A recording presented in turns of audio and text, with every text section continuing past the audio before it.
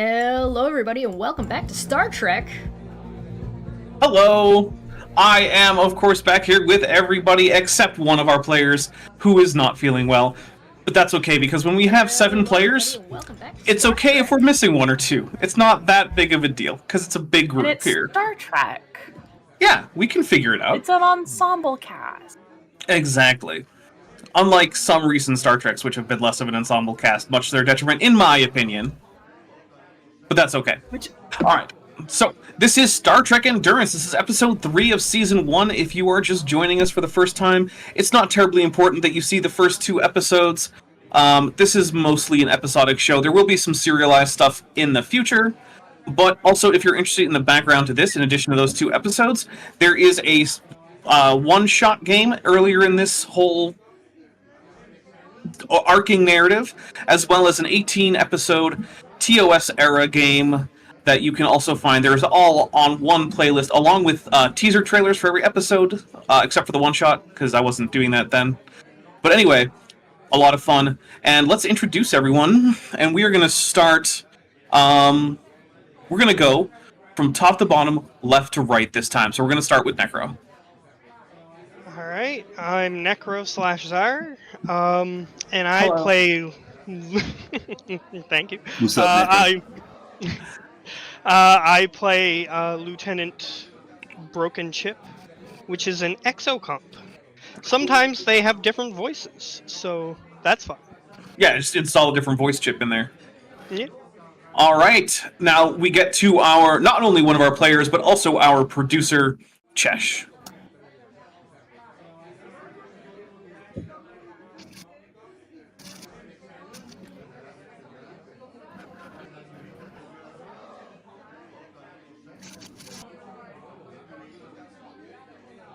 Chess for president.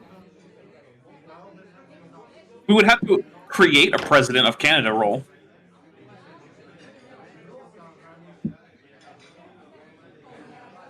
Just like the Queen of Canada. She has no power either.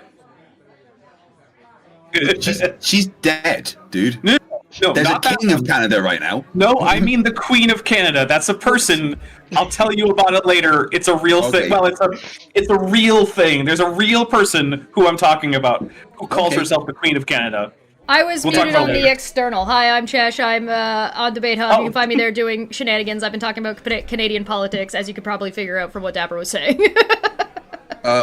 The chat says that you're muted, Chesh. I just... Yeah, we should fix that. Did you not just right. hear anything?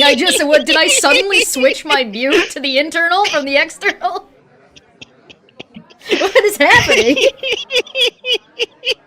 Hey, Cheshire, you might be muted. What?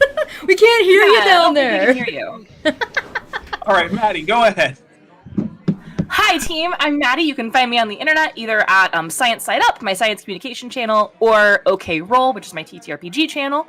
And I'm playing Lieutenant Commander Dulas, the Betazoid head of engineering. Oh, and I forgot. Chesh never said who she's playing. She's playing Captain Tenelia, the cat lady captain. No one cares. All right, Jordan.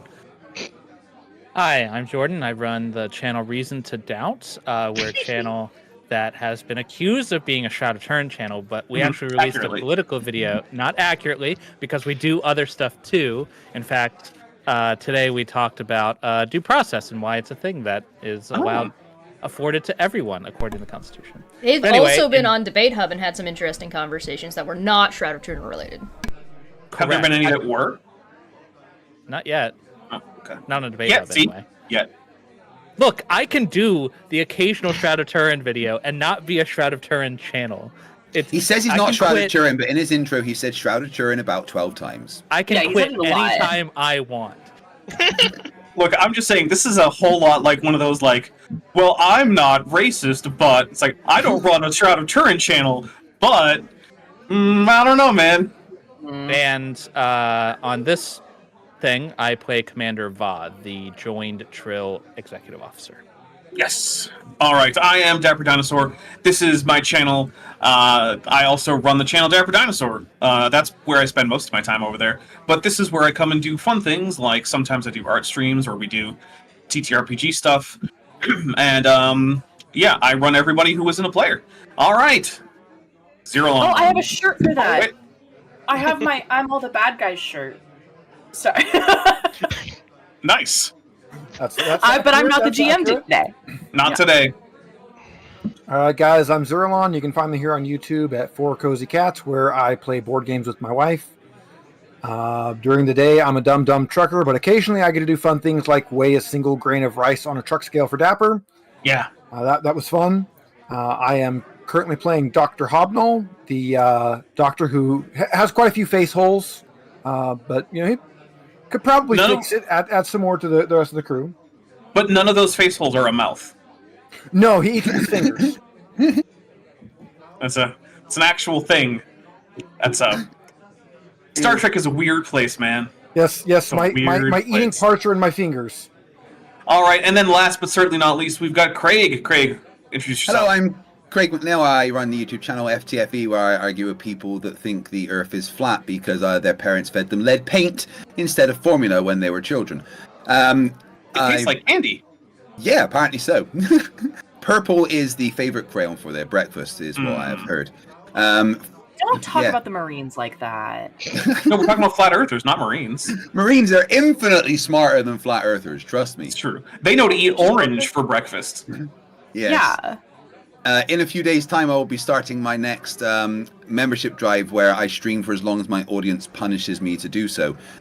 So I may be streaming forever. In this lovely, amazing show that Dapper has put together, I play Lieutenant 7 of 9, Tactical Node 3, Species 5008, a Klingon who was once a Borg drone and is now the security officer of the USS qovIj.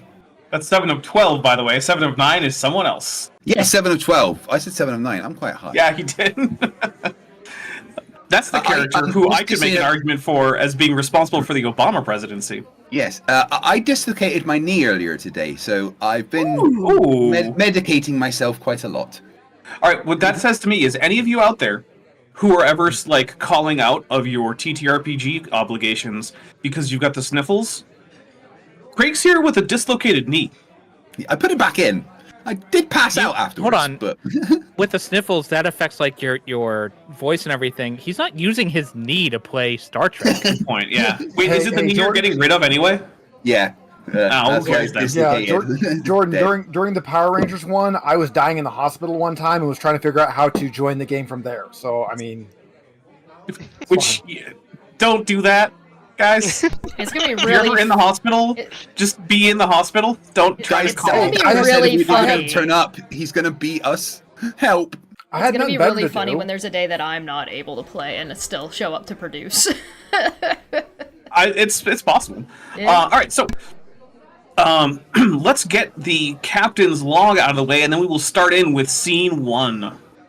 Oh, that's me, isn't it? Yes, it is. You're the captain. Yeah, Not you Jordan know- this time. you Jordan wouldn't gets a belie- break. You wouldn't believe it if I told you I actually already had it pulled up, would you? No. Would yeah, you're a relatively prepared person. I'm prepared. Captain's log, stardate 59967.8. We are en route to the last known location of the USS Tesla, a civilian science vessel that was investigating some of the spatial anomalies that are so common in the Shackleton Expanse. I hope that the Tesla is just damaged, but the scientists are unharmed, but given the reputation of this region of space, I suspect that this mission may turn into a body recovery mission, or worse. We are at warp now and due at their last known location within the hour. The IKS, chontay?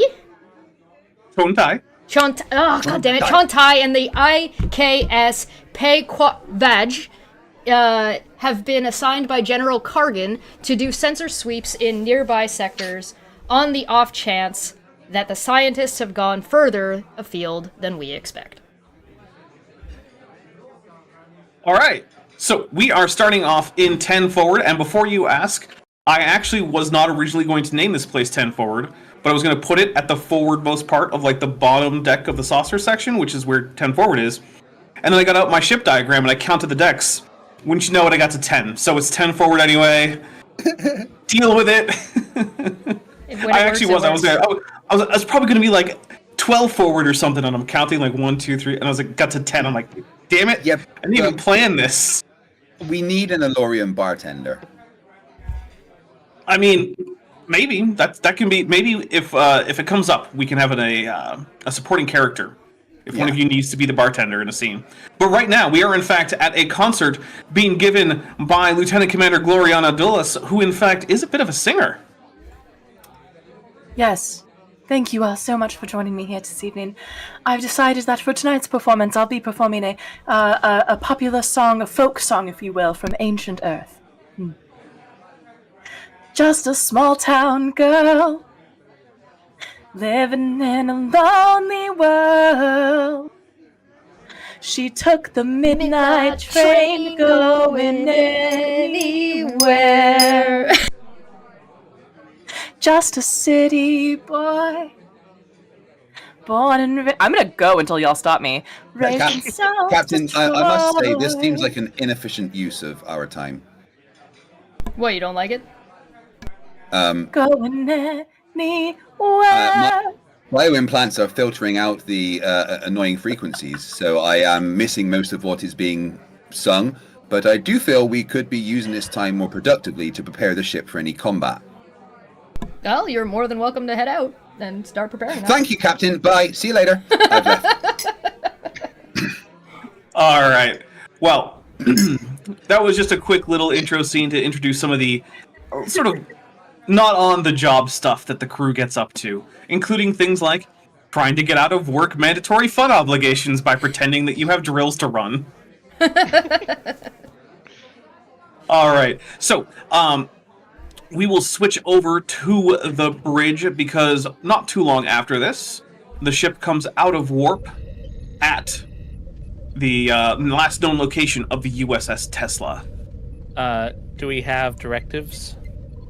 We do have directives. So your directives, in addition to the ever-present do not violate the Prime Directive, your directives are to determine the fate of the USS Tesla and her crew and effectuate any rescue of any surviving crew members of the USS Tesla. Well, it was spontaneously combustion, everyone's dead. Anyway.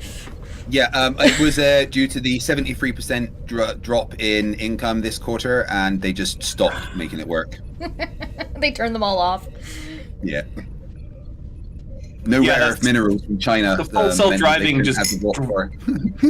Yeah, plus the full self-driving just drove them right into an asteroid. Shit, to be fair, though, the asteroid was painted like a tunnel in the road, so, you know, it's okay. Ran over a child queue on the way. So apparently the Roll20 audio cuts out my Discord audio, so I just came back to ran over a child queue, and I have no idea what the context is, but I approve. Yeah! That's what we need. All right, so you guys are on the bridge, and you are at the last known location. What is your plan? Scanners. All right, what do you want to scan for? That's the USS Tesla. And any debris. All right, someone give me a, let's see, this will be a insight and con check. This will be difficulty 1, and it can be assisted by the ship's sensors and con. Not it. I got the Broken chip is probably the... success. Yeah. Yes. I have a 14. All right, go for it. It's only difficulty 1. I'll give it a go. Whoa.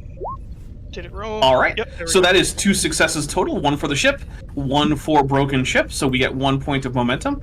And while you do not find any wreckage of the USS Tesla, you do find a faint warp trail leading in the direction of a surveyed but not fully explored system called the Organ System. Okay, what information do we have about that system available? All right, so that system has 2 M-class worlds, Organ 2 and 3. Organ 3 is home to a monitored but not contacted pre-warp civilization. It is unclear whether Organ 2 has any sapient life, although it does have complex life forms on it, analogous to Earth plants and animals. Let's see. Other than that, there are a few other relatively uninteresting planets. And yeah, there you go. How pre-warp are they? Are they spacefaring? Would they able to detect us from orbit? So they do have satellites on Oregon 3, around Oregon 3, I suppose. I guess they do have some on Oregon 3 too, because it's probably where they build them. But yeah, they do have an orbital communications network. Okay. They can do things like monitor weather patterns and do spy satellite stuff. Okay, Captain, have a there Jewish is a space warp laser. trail leading towards a system containing a pre-warp civilization that have space travel capability, satellite capability and monitoring in space capabilities. What is your orders? What a shame it is that we don't have any of that cloaking technology. Well, we should stay at least out of orbit, at the very least. Perhaps orbiting a nearby planet where they won't likely detect us. Stay on the, the far side of the sun, as it were. But it seems to me that our best option is to currently follow this warp path and see where it goes. All right. So you guys go to warp, which I believe costs 2 energy. So if we could take 2 energy away from the ship. So it is not terribly far away. You get there in a matter of hours, not days. And as you exit warp at the outskirts of the system, so as not to be immediately detected, you find that the warp trail actually goes further into the system towards Oregon 3, where it starts to dissipate. But it seems pretty clear that the Tesla approached Oregon 3 at some point. And So I have to Oregon 3 is test- the pre-one, I right? have to test my dumb trucker knowledge here. Captain said other side of the sun. That's Lagrange 3 point, right? I don't remember. I don't keep which Lagrange point is which one in my brain, sorry. I know we there's a can go bunch of through them. It Maybe was it makes important. Declare it. Yeah, it was. Yeah, it was that's- important. It was important in Power Rangers that one time. Yeah. True, it was. I got so excited. I was so happy. I'm happy that I could help with that. Yeah. But that- Which, by the doesn't way, really that's matter another for us, series right? we did. We can just Yeah. make up our orbits because our starships are that powerful. According Yeah, to Wikipedia, yes, that's Lagrange 3. Okay. Nice. Nice. Yeah, actually, the standard orbit in Star Trek is literally just using your impulse engines and thrusters to maintain a station over a point on a planet's surface, which isn't actually an orbit. It's literally you just brute forcing a hover, which is ridiculous, but that's what they do anyway. Because compared to our space stuff, warp cores represent infinite energy. Basically, yeah. Which is also why spaceships explode so spectacularly. There's a antimatter explosion going on there. Yeah. Well, Fun. it's so Dangerous. spectacular. They make sound in the vacuum of space. I mean, wow. Yeah. No, see, that's actually just a subspace transmission. That's basically just a bunch of noise coming through on the subspace frequencies. But the show is helpfully interpreting that for you as explosion sounds. Well, it's also the shockwave Yeah. just hitting the camera lens and stuff. Yeah, there's Right? that too. Yeah. See, it all makes sense. Don't worry about it. Star Trek is real. So, Looks like we're gonna have to approach the planet. Looks like we're gonna have to Yes, approach if you the want- planet. all right. So, you can get to the planet above their satellite networks because, well, you're Starfleet. You can do stuff like that. So, let's see. Let's get a. Well, what do you want to scan for? Do you want to scan for life signs? Do you want to scan for the ship? Do you want to Yeah, scan for more warp trails? I would suggest scanning for any evidence that the ship is actually here. Yeah, Okay. let's check for the ship first and check for its crew. Okay. So, let's get a, let's see, control and con roll assisted by the ship's sensors and con once again. I'm 13 on that. Anyone higher? I am higher. I'm 15 on control and con. Do it then. Wow. Look at the Nice. captain. I don't think I have, unless this would fall under, like, delegation, I don't think I have a focus for this. Well, if you're doing it specifically, that is definitely not delegation. Yeah, that's right. definitely the case. Yeah, this is the opposite of that. All right, so this is only difficulty 2 in the first place, so we're going to get another point of momentum. So you have found that there are some signatures of duranium alloy in a desert region on Oregon 3 on the surface, and it is not sufficient to really say that that is, in fact, just the ship. You might need to get significantly closer in order to get enough scan resolution to find out exactly where the bulk of the ship debris is, which might mean that you either need to beam down, or risk getting spotted by taking the ship in closer, or have significantly less risk getting spotted by taking a runabout in. Yeah, Commander... Yeah, go ahead. Before we go in, I recommend we do a sweep for other warp trails to see if anyone else entered or left the area. Yeah, I approve the sweep also, Commander Va. 12. Do we have any recommendations on whether or not we should beam in or whether we should take a shuttle or a runabout? I would suggest beaming in because we can take a small enough landing party, less chance of being noticed. Okay. I will point out that the region over which it's spread is quite large. It would probably take you days on foot, but it is certainly an option. You can definitely get enough like rations and whatnot from the ship. I'd recommend a runabout Maybe to a start shuttle, with. yeah. We can always transition to beaming down, but a runabout would allow us to get a bird's eye view and spend less time in the area. Minimizing the time, I think, is our best chance to minimize I agree. detection. It is the case that And this it would area is also- not heavily populated by the natives. There aren't any major settlements nearby. Sorry. It Okay, yeah. might also help if to have the runabout's transporter system to beam up the debris instead of having to carry it around. Or I guess we could effectively mark any debris we find. Yeah, the runabout certainly couldn't fit the entirety of the debris from a starship on it, but you Okay. could definitely get some up, and it does have higher resolution sensors. The resolution of the scans will be better if you're on a runabout near the surface than if you were just in space. Okay. Noted. Can we get that scan? In my brain, I've made a task, and I don't know if it's necessary. The task is to help identify all of the rubble, have some sort of, like, Pardon me. let's go with spray paint that makes it easier to transport with You the... can just note it in the ship's logs exactly the coordinates, so that way people can go okay. and grab it. But it is a Okay. good impulse to want to recover the debris, because Yeah. since this is a potential inappropriate first contact scenario. If you can get the debris off, that's lesser chance of cultural contamination. So, whole Prime Directive coming in. Yep. Because we would never, ever violate the Prime Directive, would we, crew? Never. So far, There have not been this crew. no substantiated accusations. I would straight up violations of the Prime violate it. I don't know what you guys are talking about. All right, so If we blow up the star system, there can't be a violation. No, I didn't. Shelby did. I've heard about this guy. to be fair, Shelby, the solar system Shelby destroyed didn't have any native sapient life on it, so We didn't know that. technically not a Prime Directive violation. Just What about the one he blew up off screen? I'm not sure about that one, so maybe.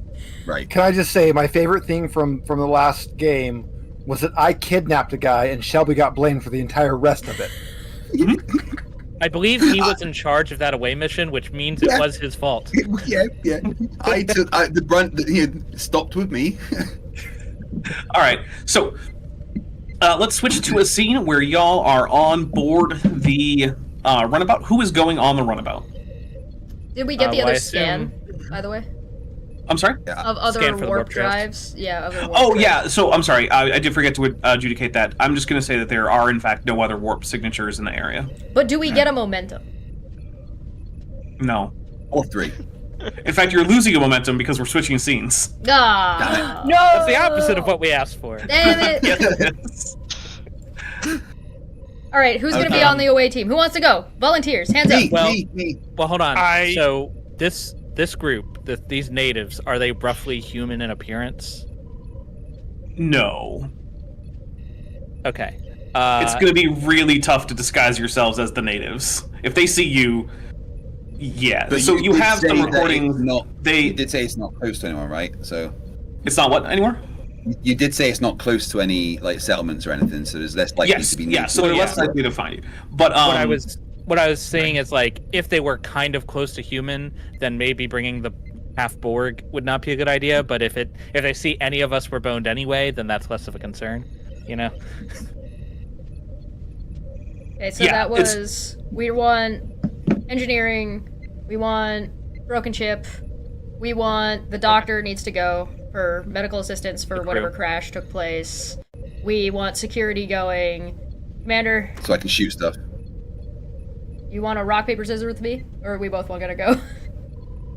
Well, Captain, it is Starfleet protocol for the executive officer to lead away missions. Also, when I was a captain, I was very loath to leave the bridge, just in case that more important decisions had to be made. Fine. Go. Have fun. What do you mean when you If were you the insist. captain? I don't think that your character's ever been a captain. Are you asking? Well- Are you asking Va, or are you saying that? Oh no, I'm sorry. I'm just trying to do a joke. It missed.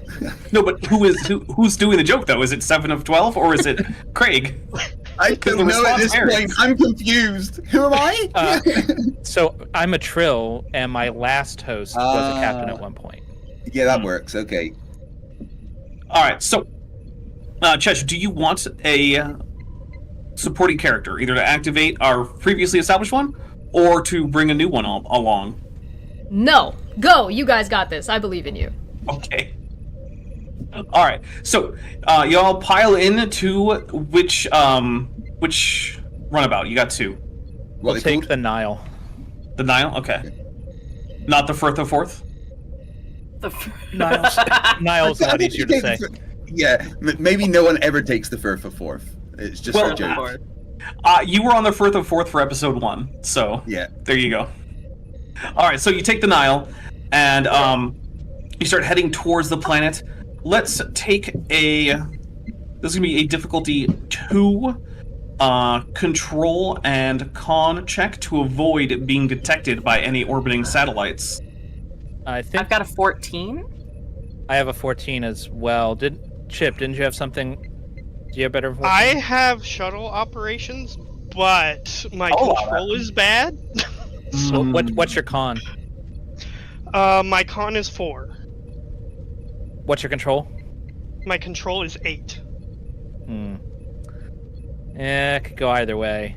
Do you have I've got any? 13 control and con. Do I you have have any shuttle relevant? operations. Duelist, do you have that any counts for relevant the roundabout. focuses? Yeah, shuttle. I've got a lot of engineering focuses, right? So like computers, transporters, replicators, warp engines. I don't know if Okay. that would count towards like being All right. So I am going. I'm gonna be standing at the door being like, are you sure you don't want me to come? I know I'm how to gonna drive.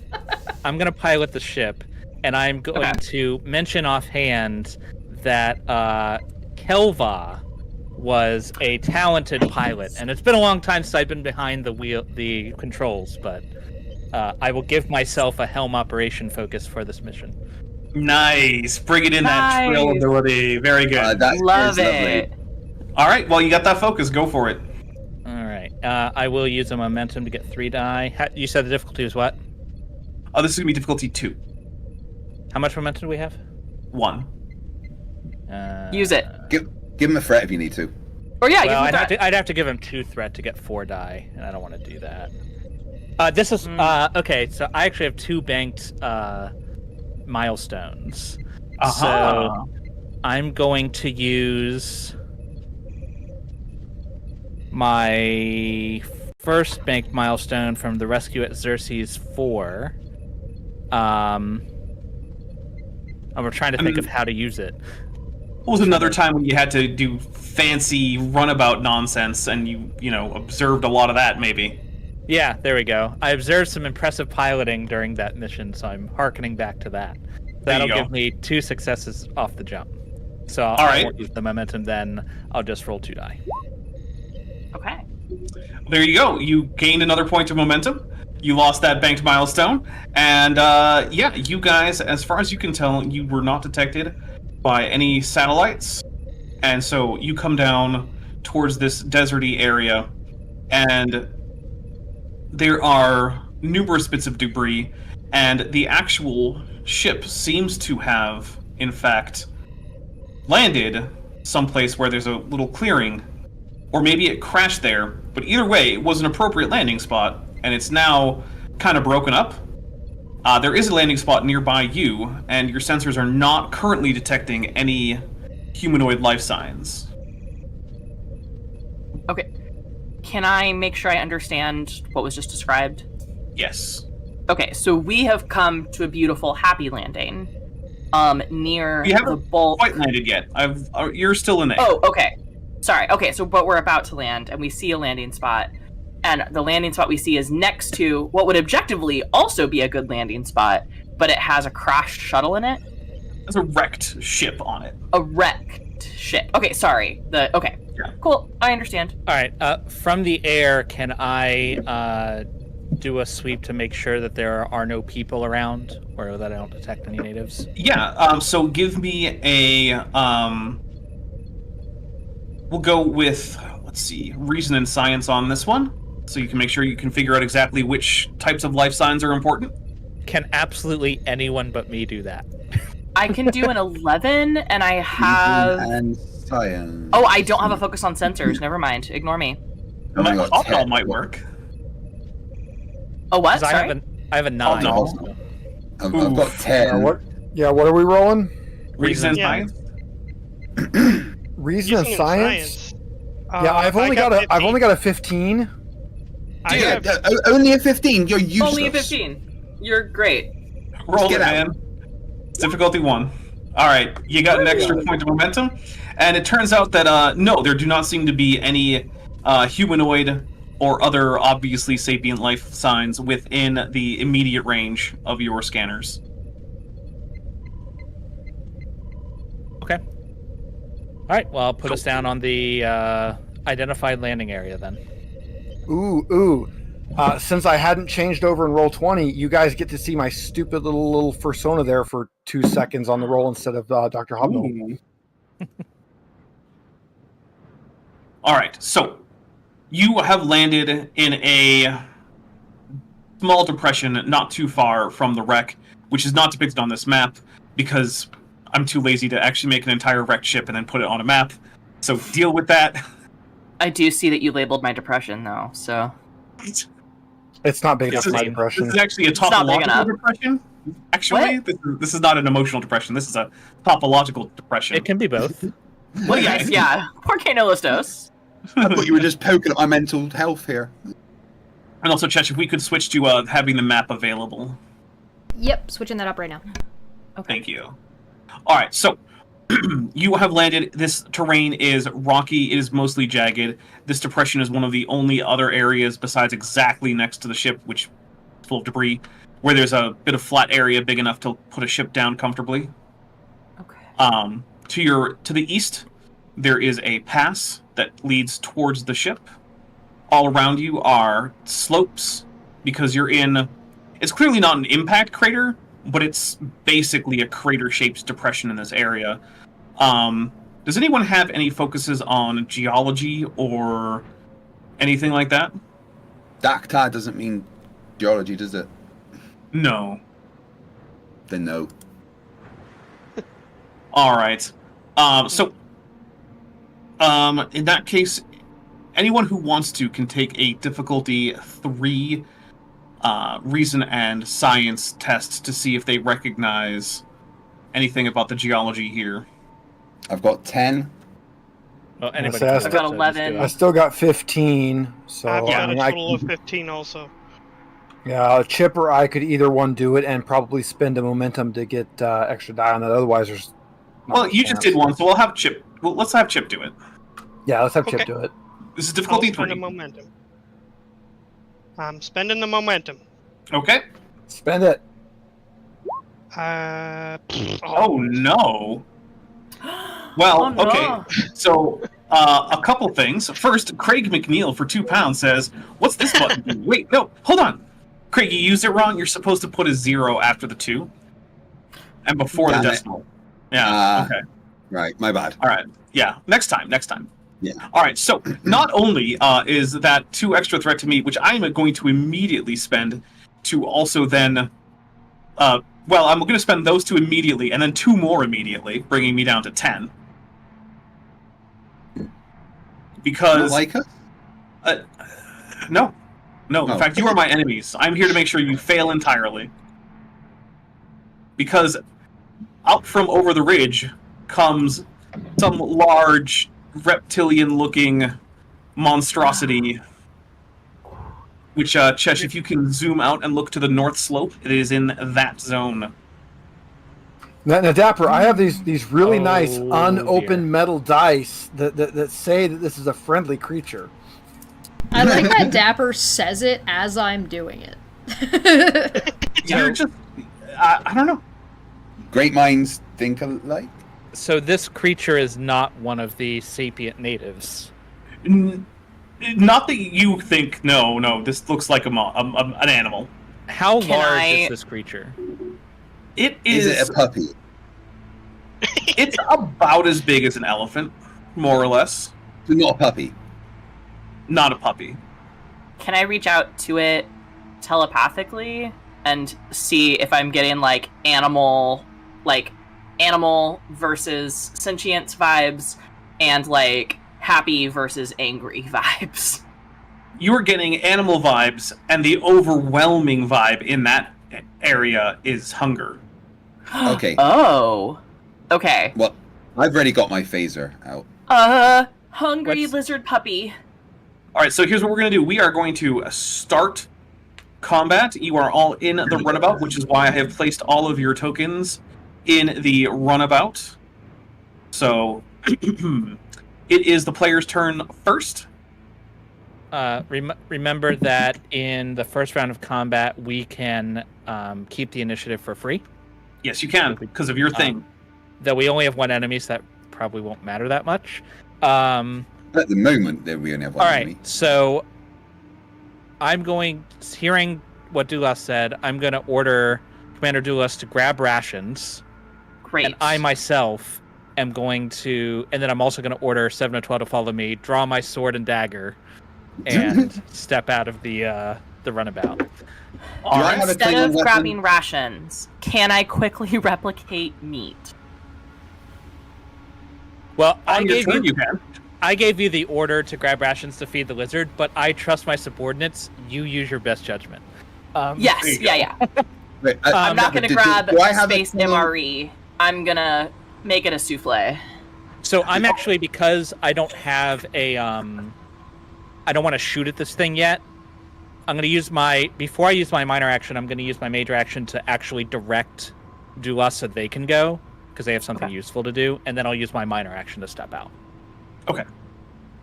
Dapper, do All I right. have a Klingon weapon? Do you normally have Klingon weapons with you? I can't remember, but I want to kind of say, yeah. Well, so here's what I'll say. Unless you have the personal effects talent, you do not automatically just get to have Klingon weapons. You could spend momentum before going on things like this in order to acquire them as an opportunity item. Right, So- I will for the future. That's fine. All right. If you would like, for now, because we have enough momentum, I would allow you to spend one momentum to get either like a mechleth or a batleth. Do be aware that using a batleth gives me a point of threat each time you do it, but it does cause a lot of damage. No, I'll go with the mechleth. Okay. Jordan, I think you have the rules for that handy, so in case we need to figure out what those rules are, you can just let Craig know, Yeah, because they're not on it's- his character sheet. One-handed, vicious 1, 2 damage. Okay. Right, thank you. That's 2 okay. plus your security rating. Yeah. ultimately. It's 2 in addition to whatever else you're doing. Yeah, so, okay, so- because you ordered me to come with you, I watch you draw your sword and dagger, and I try to replicate your confidence and draw my mechleth and follow you. So the direct action allows me to assist the person I'm directing with my command skill if there's a roll involved. So I'm directing Dulas to do the thing with the food. Okay. All right. I mean, there isn't really going to be much role involved in just going to the replicator and asking for food. So Yeah. yeah. My But goal again, here is to get food that's like really. I'm like. Steak, rare. Yeah, steak rare. Yeah, like give me a whole roast rare, and that's what we're gonna go. Protein. we for should the, have for the momentum in danger 2 right puppy. now. Protein and fat is what I want to replicate. Yeah. All right. Whose turn is it? Are we retaining the initiative for free for 1 turn? Sure, why not? All right. Whose And turn Craig is it needs now? to move his character. Well, he hasn't actually had a turn yet. Yeah. Yeah. Yeah. I think I'll Dulas. I'll go. Well, I think was gonna Dulas say, should go to get the meat out in case that solves this whole thing. Yeah. So can I get Okay. the meat and run? Like, can I do both? No, but you could get the meat and then step out to roughly where Commander Va is. That's what I would like to do with my turn. Okay. I will move my token as soon as I zoom in on us. I zoomed out. I do have you in there, right? Yeah, I do. Okay. Yeah. All right. So the horrible, horrible monster is going to, in fact, run towards here. Whoa! Oh, And you are now also hearing something about territoriality in its brain there, Commander Dulles. Oh, okay. It's its house. We're in its house. It's hungry and we're in its house. I'll move Dr. Hobnall so he's not on top of the thing. All right, whose turn is it next? So are the rest of us still in the runabout? Yes, and it is now at the runabout. Fortunately, it's on the opposite side from one of the doors, so you can get out the other door. Okay. Can I use my minor action? Sorry, this is a ship. It's a hatch. Okay. So can I use my minor action to get out of it, out of the Yes. runabout, and climb on top of it? Yeah, I'll let you do that. I'm sorry, climb on top of the creature or the runabout? No, on top of the runabout. Okay. And then jump and try to stab my Mechlaf into the back of his neck. Sure. Sounds fun. Melee attacks are daring and security. I'm going to spend 3 threat to get myself another couple dice. I've got 17 on that. So you've got 2 momentum. Yes, you do. Well, I want 4 dice. And I've got no focuses. That would require you to give me 1 threat. So we would go up to 8 threat and 0 momentum. I'm okay with that. Okay. And yeah, I guess I'll do it. Okay. Go for it. Yeah, you definitely succeed. Nice. So roll those challenge dice, and it's vicious 1, I believe. Correct. Challenge dice. What? So just click 1 on the challenge dice. You'll be rolling security +2, so it would be 7 total. Yeah, but the challenge dice roller is kind of broken, so I would recommend just adding a weapon and then just roll it. Dapper, Yes. we have a question in the chat. Is there a maximum threat that you can have? I know there's a maximum that you can use at once, isn't there? Technically, no. Although I'm unlikely to use more than 6 threat in a go. Mm-hmm. So there But is no technically, limit. there is. Oh, there we go. It worked. Okay. So technically there is no limit that he can use, but he cannot use threat to just murk a character. That's No. generally He can true. use he can use double the threat of the number of players there are to just end the scene in a way that kind of screws us all. 9 stress. This thing, I'm going to spend a couple threat to have it avoid taking an injury, bringing us down to 6. But yeah, that is a lot of damage. So who's next? who hasn't gone? Me Dipper, and... Hobnall. Okay. Yeah. Do you have anything you want to do? I know Hobnall, I being the doctor with a focus in xenobiology, wants to just kind of take a peek at this thing and see if it has an obvious weakness or something we can use against it. We can now look inside. I made a hole. All right. So if you want, you can take a difficulty 3 daring and science check to scan for weaknesses. With my xenobiology focus, Yes, that counts. take 1 more threat. I'll have an extra die on it. Okay. All right. So you gain a momentum, and if you would like, you can immediately spend the momentum to give you an advantage of a weak spot on this guy, which will reduce its damage reduction. Absolutely. We want to know his weaknesses. Yeah. All right. So Hobnall shouts out that it has a soft spot in what amounts to the areas behind its shoulders. It's got multiple legs. You Sets of mean legs. the bit where I just stuck my Macliffe? Yeah, basically. And so Cool. what that is going to do is it is going to reduce its damage reduction as a result of Dr. Hobnall having figured out a cool weak spot. All right, Good job. Broken Chip, you are up. All right. I am going to go to the controls of the runabout, and I'm gonna try to because it's on the ship, right? Like it's got like its front legs on the. Yeah, it's kind of pawing at it. Okay. I'm gonna see if it's like grabbed on enough that I can try to like flip it over or something. So I'm gonna like lift the ship up slightly and then like move it. I'm sorry, you, the exocomp, are going to lift the ship? No, I'm at the controls. So Okay. I'm gonna try to drive the ship. Up. Okay, well... Yes. Okay, alright, sure. Give me a difficulty 3 daring and con check, and the threat range to this is going to be 3. Okay. Or the So- complication range. Oh, complication. Yeah, make sure your Okay. complication range goes to 3. Okay, and I have a focus in using the shuttle. I'm going to use 1 momentum. You don't have any. We don't have any momentum. Okay.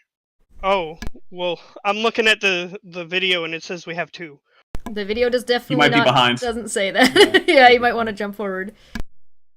I don't know what's going on then. Anyway, I'll fix that later. Okay. I'll give you a threat. Okay.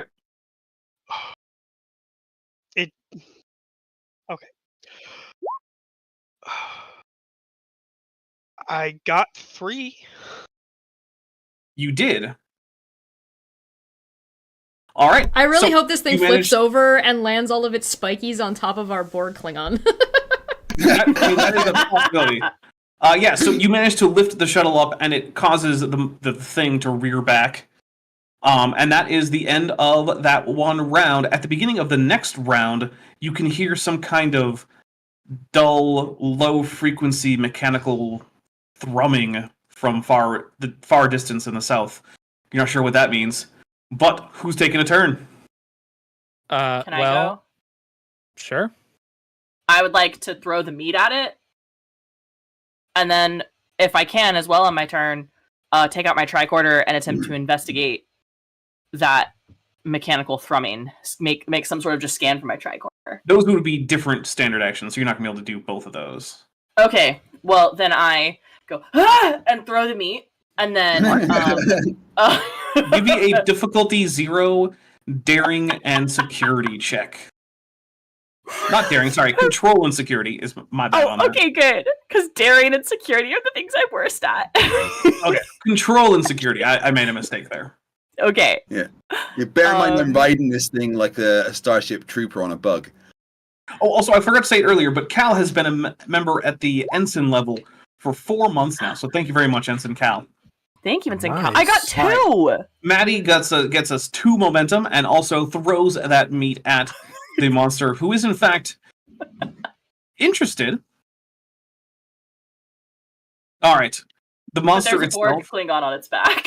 Yeah, there's a board Yeah. Klingon and a ship that's trying to like knock it off. So it Yeah. actually goes ahead and tries to claw the ship. How Sorry. much momentum is it to retain the initiative? I would have to double check, honestly. It's in my cool little DM screen here. Ooh. Yeah, let me- It's 2. It's 2 momentum. Okay. I'm wondering if we can kill it before it manages to act if I stab it.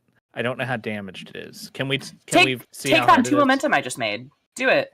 Yeah, Are so you- it's Are you able to aim the stab at the wound I've already made in its shoulder blades? one Mechleth stab is not going to bring this thing down, and 2 is unlikely to bring it down. It's basically an armored elephant. Okay. Okay. So, like, you can kind of think of it as like, what if a Sumatran elephant was also covered in scutes and spines and was also the size of an elephant? Okay, that's cool.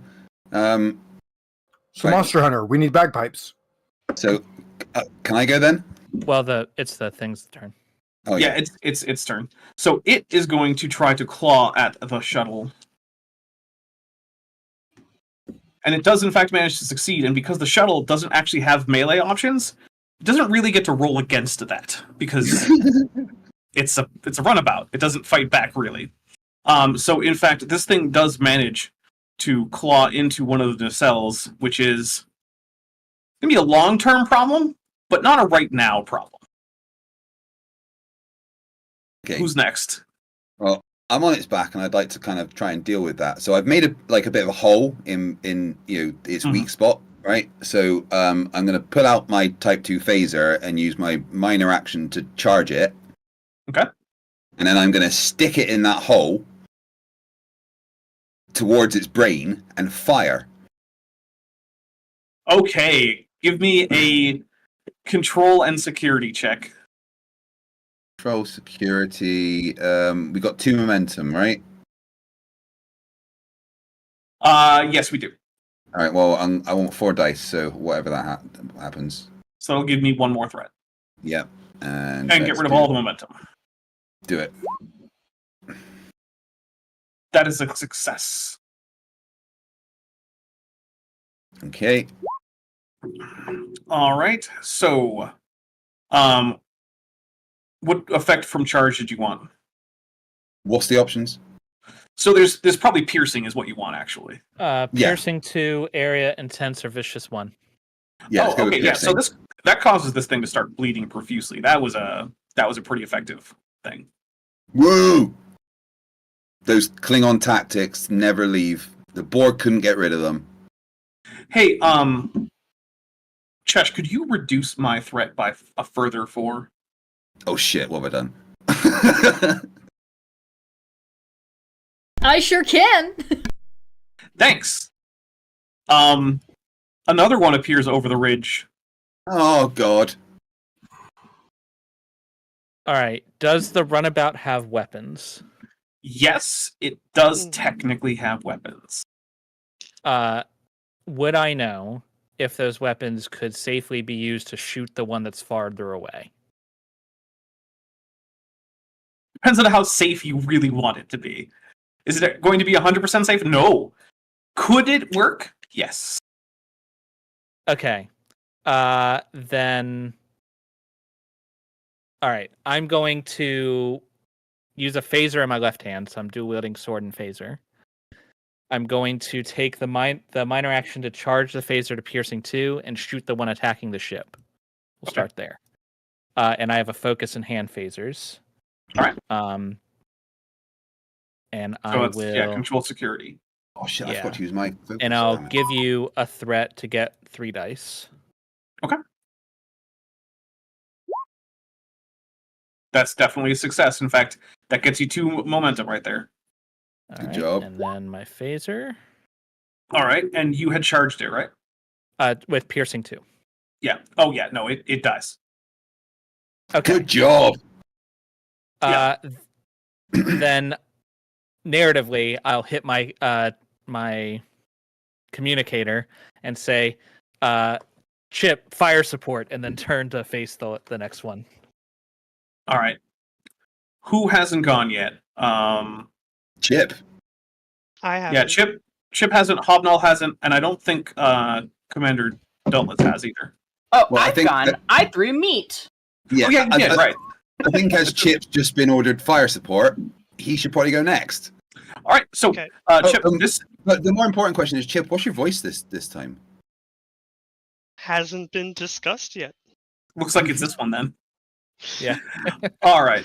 So, We'll by the see. way, I do want to say a special thank you to one Tom Wolf from the Quad Spinner Discord, who basically fixed this map. I was using a particular bit of software for this map, and I was using a bugged node in that software, and as a result, I spent some 6 hours trying to figure out why I couldn't export this map. And then See, Tom Wolf came. I say Tom because it's a capital A, capital T. Anyway, not Adam. I don't know. Anyway, yeah, he was like, hey, delete this one node and instead use this other thing to do the same thing. And I was like, oh, okay, now it works. So thank you very much. You've been See you, like Rachel. saver.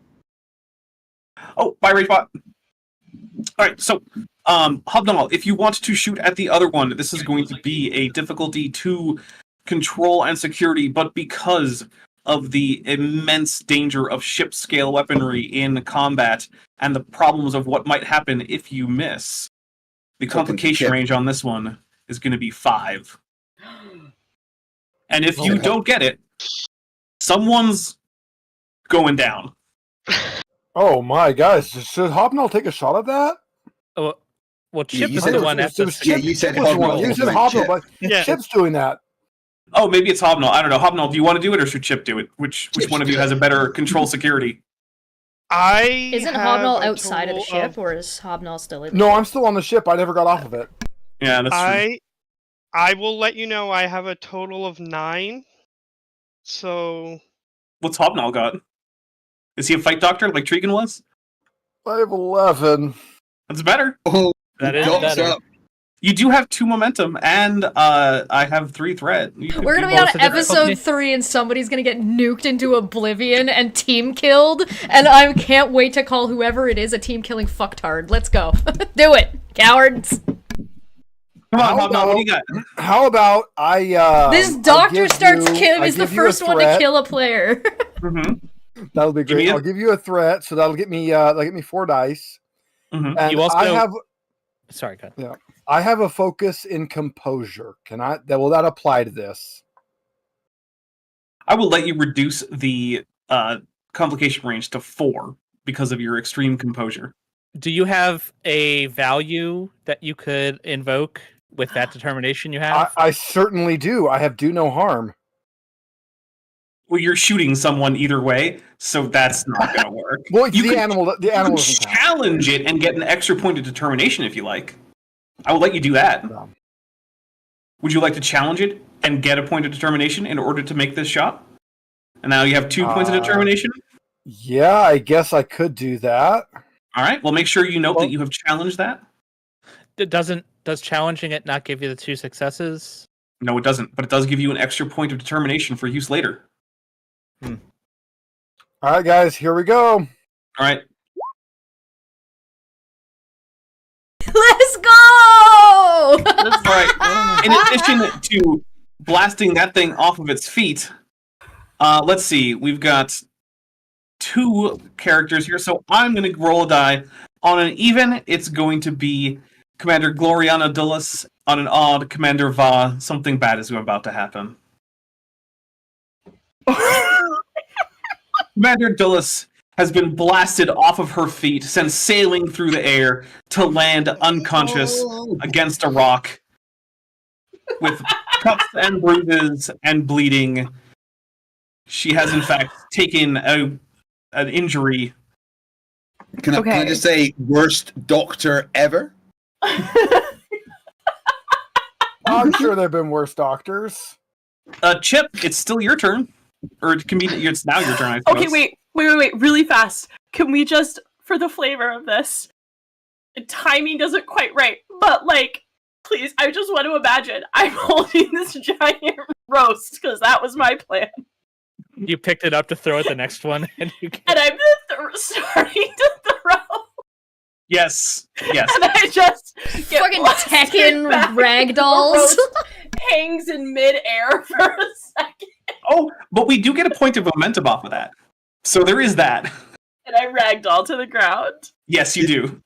Did it hurt Amazing. this creature at all? Oh yeah, no, it's serious. It's not doing too well. But at the top of the next turn, actually no, Chip gets one more turn. Chip, go do a Yeah. thing. I'm flabbergasted. I will. I mean, I'm not bad at medicine, so Well- since the doctor is Are preoccupied, you going to try to fly out of the runabout that's currently in the air in order to get to Commander Dulles? maybe you should Perhaps set the I will. runabout down so that Yeah. the I mean, doctor Chip can can get to fly. I can fly. My cat is Maybe currently don't do lighting incense and meditating, just being like, they're fine. Yeah, everything's okay. Don't worry about it. I also now have enough threat to summon in another one if I wanted to.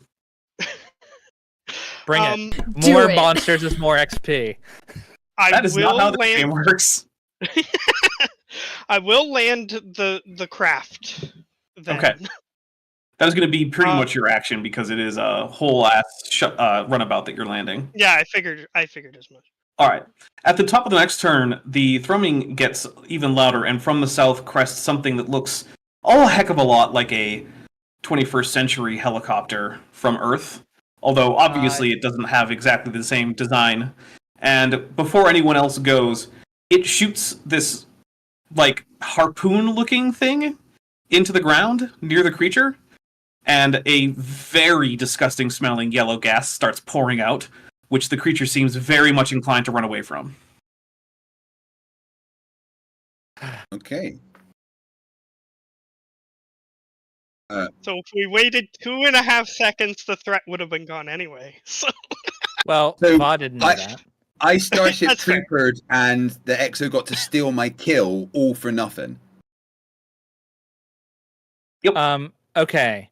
I'm going to look at the helicopter, mutter some creative curse in a different language that I don't actually know, and then Toka! order the doctor to see to Commander Dulles. As the creature is running away, the helicopter starts coming in for not a landing, but it starts to hover closer and closer to the ground. And at one point, a rope extends down to the ground, and an alien rappels down that rope. The alien itself looks sort of like a very, very large lemur. They have a dog-like face, rounded ears. They've got a fluffy tail, covered in fur, little raccoon-like markings. And I look up their name. Ah, yes. They turn to you and they say, "Oh, you must be from the Federation." So internally, Va is saying, "Thank God, that means we didn't violate the Prime Directive. Somebody else did it first." Yet. Yet. There's still time. But externally, Va is going to cock her head and said, "Yes, we are in fact." I'm Captain Threma. Seems that you ran into some of the same problems that your friends did earlier. Had We're it here under looking control. for those friends. Thank you for your assistance. Oh, well, they're not here anymore. After we found that their ship was being damaged by the desert stalkers, we rescued them. Well, most of them. Some of them were already devoured. So I see. And where are they now? Not Oh, the they're- devoured ones, obviously. they're at the capital. We can take you there. Yes, that would be appreciated once I've seen to the health of my crew. Oh, yeah, no. Yeah, I definitely want to be making a checkup on my shipmate here that I definitely did not accidentally blast into unconsciousness. You all look quite different. This is a very strange thing. I climb down off the back of the creature, covered in its blood and bits Oh, yeah. of brain matter. All right. So, in order to get Commander Gloriana Dulles back up, let's get a difficulty 2 control and medicine check. All right. Xenobiology does not count on this case. I'll burn our 1 momentum though, and I'll get an extra die. Okay. Oh God, no! Well, I get an extra threat, and Gloriana Dulles is in fact going to be unconscious for at least the rest of the scene. Oof. So, Yes, This- your telepath with a focus in diplomacy is This- unconscious. Would have been an excellent time to have a telepath. That's cool. We've got Yeah. a Borg Klingon. I'm sure everything's going to be fine. Everything's gonna be fine. well, on the bright So- side, these people have probably never heard of the Klingon or the Borg, so Captain Threma, when you said, where is the vessel that our friends came in on? oh, you didn't see it on your way down? It's just to the east. It's all Okay. wrecked up. Got it. Okay, so all right. All right. Yes, it wasn't We're- back to Tesla that is the one they're talking about. Yeah, I was deciding whether to take the runabout, but I'm trying to limit the contamination as much as possible. So And the We're runabout's going- damaged. Well, so Yeah, your but not- companion seems to be leaking. I assume that's bad for your species. yes, we have a doctor working on it, but if we're going to Would you like us to put her on a stretcher? Zerolon's Yes, well, after- shit-eating grin is fucking killing me right now. All right, Dr. Hobnall, get them on the stretcher and get her stabilized. 7 of 12, make sure that the runabout is locked up so that it doesn't go missing and nobody can investigate it while we're gone. You gotta put the Yes, little sir.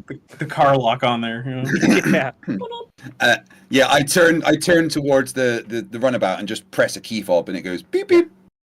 And So- then Done. in my mind, Va is used to like original series shuttles, which were not secure at all.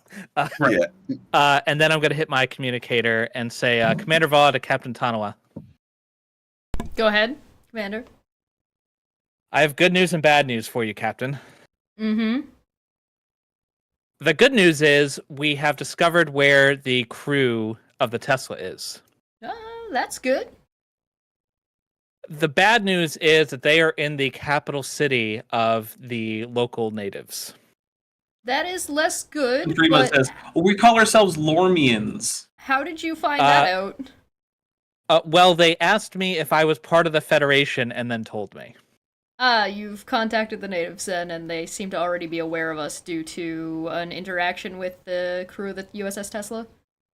Presumably, though, to be clear, the natives found us. Noted. Alright, well, good luck. Is Thank you, everyone Captain. okay? We have suffered one casualty after an attack by very large wildlife, but so Commander Dulles is currently injured, but Dr. Hobnall is seeing to her injuries. I don't expect her to. I expect her to pull through. I like how you're not reporting the fact that Dr. Hobnall also caused the injuries he's treating. Dr. Hobnall was following my orders, which makes it my responsibility. And you're also not telling the captain that. Okay, cool. No worries. Well, that'll be part of my report, but it's not essential for her to know that right now. Well, Sooner or I'm later, gonna- eventually. I Yeah. get to do something bad and not take the blame for it again? I love this game. Well, Commander, I'm sure you know Prime Directive, do as best as you can to keep things as mum as possible. We have no idea and find out what the crew of the USS Tesla has shared with this native species, and I mean, while we're here and they're already interacting with us, we may as well get as much information about them as possible. Understood, Captain. I'll keep you informed. Thank you very much. Va Alright. out. So, Captain Dreama says, you're welcome to take our vehicle back if you'd like. Yes, Captain. I would love to do that. Thank you. All right. So, I am going to switch scenes here. Could we take a wee Riley break, please? Absolutely, we can. In fact, yeah, let's just do that. Chesh, if you could put us to the intermission video. All right. Thank you so much, everybody. We will see you momentarily. Thank you all back.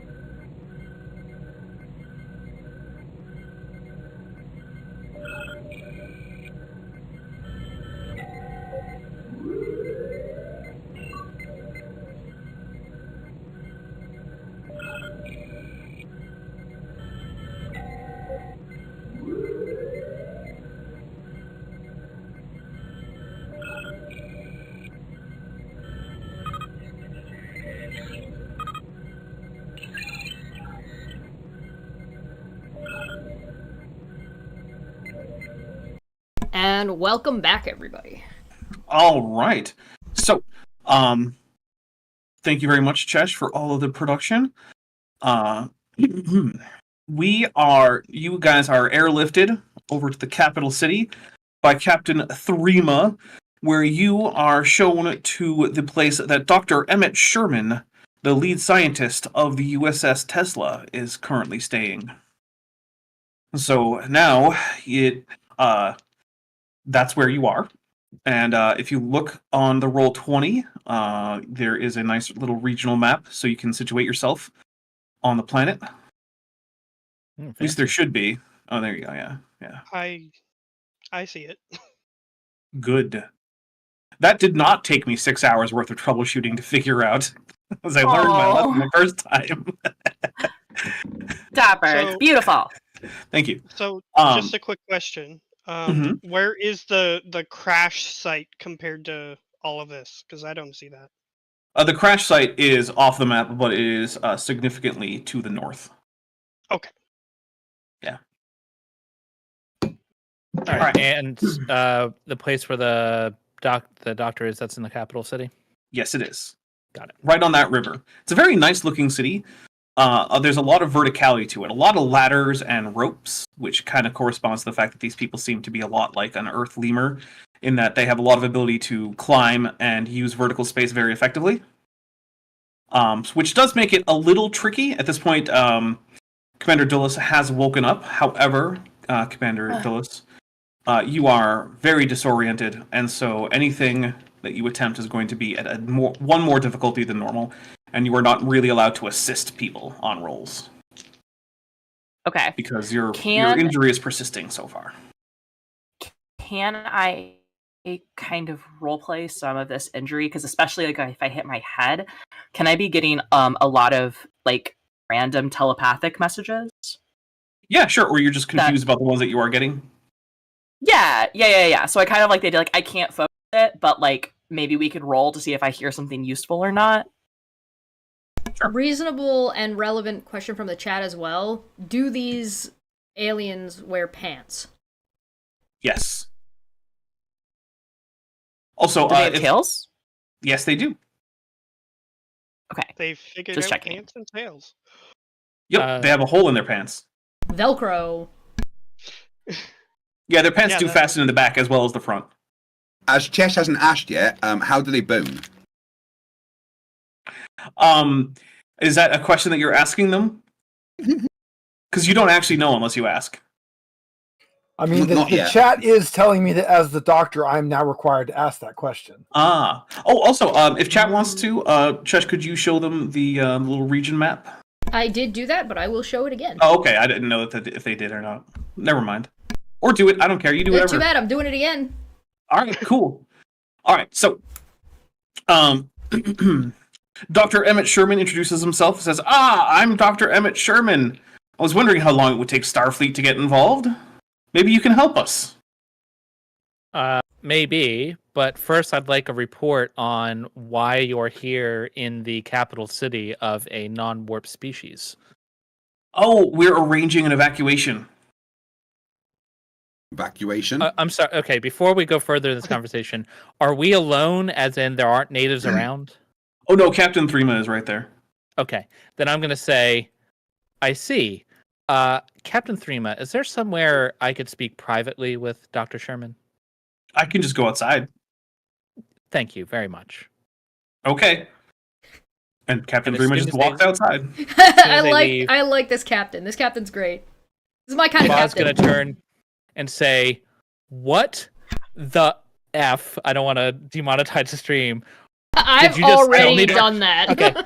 What the fuck are you talking about, Dr. Sherman? An evacuation? Yeah, of the planet. Are we in danger? Yes. But not immediately so. As he said that, an earthquake hits and everything is shaking around and a few things fall off of shelves. Okay, you might be in some immediate danger, but not that much. Captain, Commander, I suggest getting ourselves safe as soon as possible. we have a mission to accomplish, and that includes determining what happened to the Tesla. So why don't you walk me through the entire situation from the beginning, Doctor? Okay. Well, we were in the Oregon system. We hadn't checked in recently, but we were there to do some just more additional survey exploration work. And we noticed that Oregon 3 was undergoing exceptionally high levels of tectonic activity that had not been recorded earlier. I know that Captain Threema told me that you guys landed not far from my shuttle. The entire reason that terrain is so chaotic is because there were multiple rifts that just opened up there in the past few years. And the tectonic activity is threatening to make the entire planet uninhabitable in the space of months, probably. Okay. So this entire civilization is going to go extinct. So we thought that we would start working on transplanting them to Oregon 2. I see. So you took it upon yourself to violate the Prime Directive. I'm not Starfleet. I don't have a Prime Directive. I'm a civilian.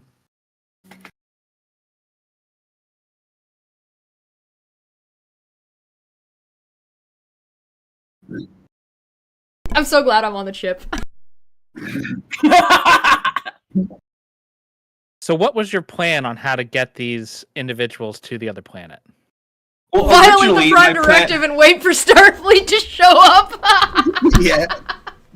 Originally, my plan was to try to use the transporters on the Tesla to just do some transporting and get as many people as possible. We're never going to save the entire population. A lot of people are going to die. But we could save the species and the civilization. And so that was my original plan. But then we got attacked by those desert stalkers, and the ship doesn't work so well anymore. But now you're here, and you could help, because I'll bet your starship is way better than ours ever was. You could probably save a much larger proportion of the population of Oregon 3. Well, Andrew, Doctor, he is correct. Sorry. We could certainly accommodate a large portion of the population on the qovIj. And the Prime Directive doesn't seem to apply here because they already know everything, thanks to the incompetence of the Tesla. regardless of what the qovIj can and cannot do, we are Starfleet, and we are bound by the Prime Directive, and it applies whether or not we would like it to. So you are going to just let all of them die? What I am going to do is defer to the leadership of my own captain. But before we Okay. get to that, where are the rest of your crew? Oh, well, the survivors are in various other residences around the capital city. How many survivors are there? A couple dozen. Okay. And Which the is ship most of us. and the USS Tesla, is Yes. that spaceworthy? Not currently. Could it be made to be spaceworthy? I'm not an engineer, but I think it probably could be, at least at impulse. I don't know if the warp core's ever really coming back. Very well. I could probably figure that out for you, but I am tripping on telepathic balls. You're just like looking at the wall. Are you talking to me? There's a hypo spray for that, but it's on the ship. Okay, Doctor. I'm going to need to contact my chain of command. Until then, please keep tabs on where your crew are, so that they can be retrieved if they're needed.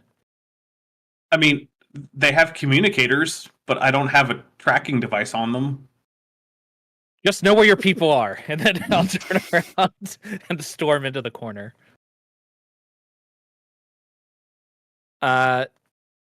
Commander Vada qovIj. Kanzi, Captain. Go ahead, Commander. I have an update for you. So I just met with Dr. Sherman. Oh, that's good. Yes, I have good news and bad news. The Oh. good news is It's every communication. Yeah. So far, we yeah. know where the survivors are. The bad news is that the doctor, who does not feel bound by the Prime Directive, intentionally contacted the pre-warp civilization because tectonic activity is going to render the planet uninhabitable, and they were planning on transporting as many of the natives as they could to Oregon 2. What They did now they base wish the this information on? On their own scans and surveys of the area where they landed. I can get you more details on that. Noted. So now that they can't do it, they believe that we will feel inclined to do it since the qovIj is in the area, and if we don't act, the natives will be wiped out. Or at least that is what the doctor believes. Are they trying to guilt trip us? I believe that would be an accurate summary of their position, Captain. I told him that the Prime Directive applies at all times, but of course, you're the captain. And they already seem to know everything about us?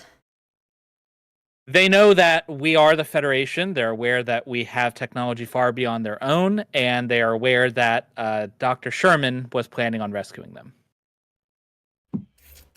Noted. All right, Dapper. What are our directives for this mission? Your directives, in addition to the Prime Directive, which is always in play, yes, are to discover what happened to the Tesla and its crew and rescue any crew members, if possible and necessary. Meanwhile, I'm sitting here. I could just leave them to die. Which I am considering. Alright, Commander. If you can gather intel on a time frame of how long before this place is uninhabitable, can you also find out if the Tesla had contacted Starfleet about their activity and what they were intending on doing? You already know the answer to that is no, because you were on a rescue mission for them. So clearly Starfleet had no idea what was going on. Alright. I will do you have a time frame of what they were looking at, of their intentions? They said months. That's what they said, or weeks. I missed how long it was they months. Said. Some number of months, but not years, Captain. And what's the population that we're looking at? Unknown. Okay, but more than the Tesla could transport. More than the Tesla could transport, and compared to the qovIj? You can fit thousands of passengers if you need to at a go. Yeah. And since you can get between those two planets in hours, yeah, you could, working on shifts, transport millions of people before the planet becomes uninhabitable. And this is assuming we don't get backup. True. All right, I will reach out to command on an emergency level to get a hold of them as quickly as possible. You, for now, stick to the mission we were given. Understood. Do you want me to... How forceful do you want me to be in evacuating Dr. Sherman and his people? Because I don't have the impression they're going to want to go willingly. I want them here immediately so they can be questioned. Commander, if you could. Immediately, aye. Thank you very much. We'll end the communication, and I will reach out on an emergency comm to the star base. Or the admiral on that starbase. I assume, like, the... Narendra Station? Yeah, you can reach Starfleet on Narendra Station. Yeah, I'm gonna do that. Alright. And I don't actually remember what her name is off the top of my head. But whatever. Her Admiral, that's her name. Answers. Admiral, whatever their name is. Yeah. Their name is Admiral, to you. Admiral. Yeah. Yeah. Admiral? I mean, I'm pretty sure I have it in, like, the NPC section of this book. Give me a second here. I'm gonna take it in the voting room, also, by the way. That's fair. Maybe it's before that. It's not Admiral Bannistoker. She's definitely not in this. Maybe I don't have it in the Federation section here. Whatever, I'll look it up later. What did you want to say to the Admiral? Admiral, we have a major issue of a civilian vessel taking it on themselves to attempt to rescue an entire civilization by transporting them from one planet to another. They know everything about us, and I'm looking for permission to just complete what they were doing. Currently working on getting them under our supervision.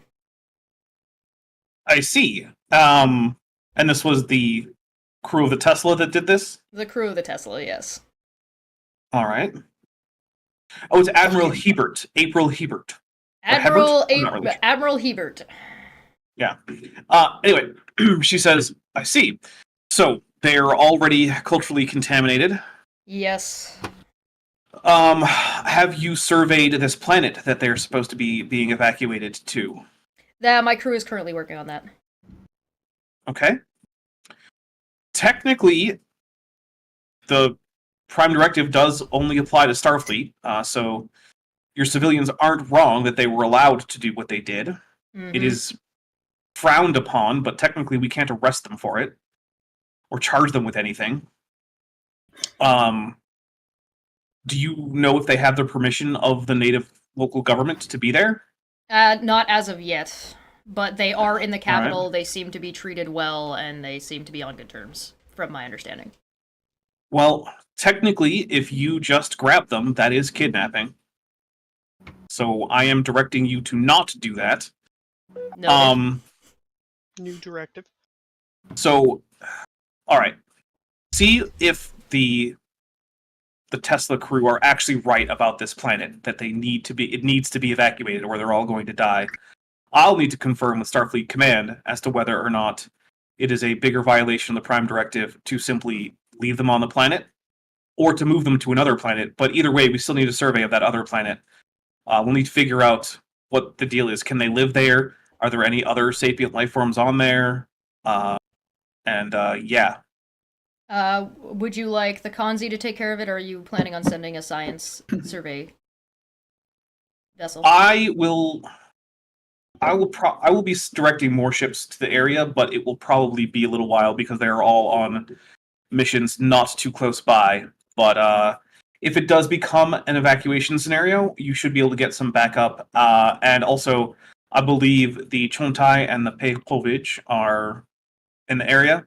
I'm sure General Kargan can reassign them to evacuation duty if necessary. Wonderful. I will start on preliminary scans of both planets and send the information as soon as we have it. All right. Anything else? That is all. Any other information I will pass off to you. According to the Tesla, we're looking at a month or so worth of time to work with. All right. Remember, they aren't bound by the Prime Directive, but you are. So let's not hear about any violations. You're not Captain Kirk out there. I would never want to be. Thank you very much, Admiral.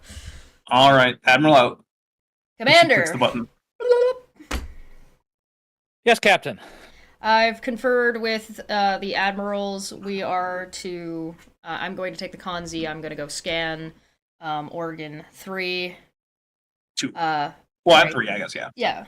Okay. Oregon 3 to ensure that there's not going to be any issues over there. I'm also going to do, and if you could as well, double check their information, make sure their information is the Tesla's information is actually correct for what type of time frame we're looking at, what the actual issues are, and please confer with the locals that this is something that they've elected to participate in.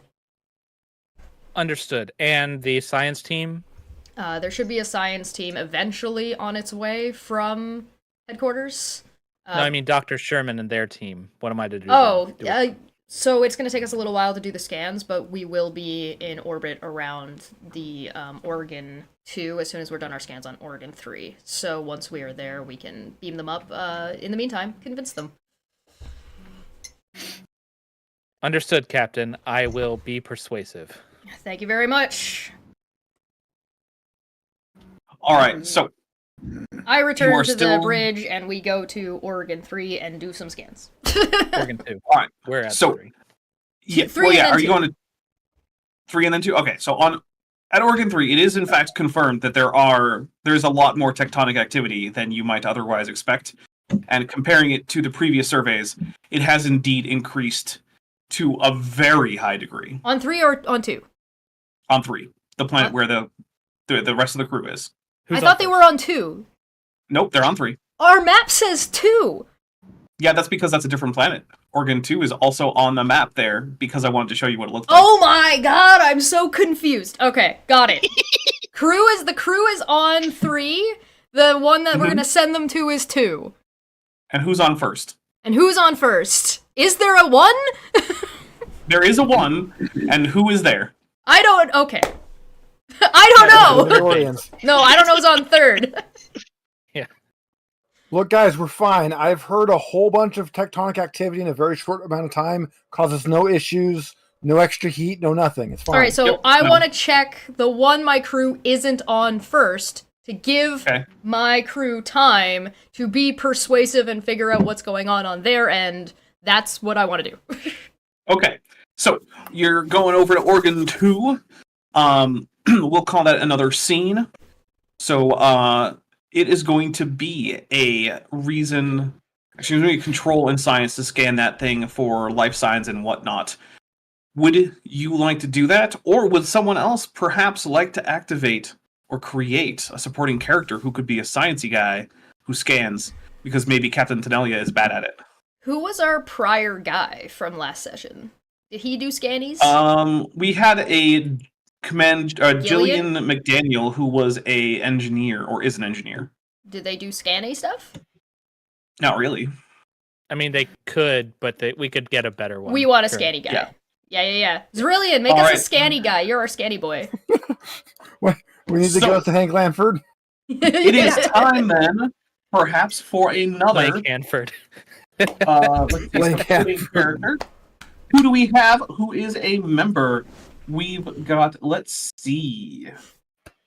We got John Hopkins. Let's get a John Hopkins based character. Nice. That's a good All name right right. there. Called Hon Um, Jopkins. I like that. Hum Johnskins? Hon Jopkins. Jopkins. Yeah. On Jopkins is a. Let's see. What species is Han Jopkins? What species are blue? Bolian. Andorian. Oh, Or he's a Andorian. Bolian. Andorians No, and he's a- Bolians. He's a Bolian. Yeah, he's a Bolian. That Bolian? works. All right. What are we thinking? Like ensign, Lieutenant JG, Lieutenant. I think Lieutenant JG. Okay. All right. And the assignment is USS Z Science Department. All right. So now we have to assign those attributes and disciplines. So we've got a 10 to assign. Where's that 10 going? Scanning. Yeah. I mean, we're gonna make just the most sciencey science guy we can here. Yeah. So scans, that's usually reason. Often, but sometimes it's control. In fact, in this case, it's control. Sometimes it's daring. You know what? Hank Lanford was all reason. Let's go control on this one, because I mean, I can't just remake Hank. That would be bad. Okay. All right, we've got 2 9s. Where are those going? Well, that's going to be reason, and let's go with let's do daring. Reason and daring at 9. Okay, we've got 2 8s. Let's go insight and Presence. presence. Yeah. Okay, no fitness for Han Jopkins. Oh crap! Now we're just right where Hank was, because Hank was terrible. All right, disciplines. We've got a I like to 4. think I'm that he's got a assuming beer he's going gut. in science. Yeah, let's go with science. All right, we've got a 3. Con. The next up highest number should be in con, probably. Yeah, let's do.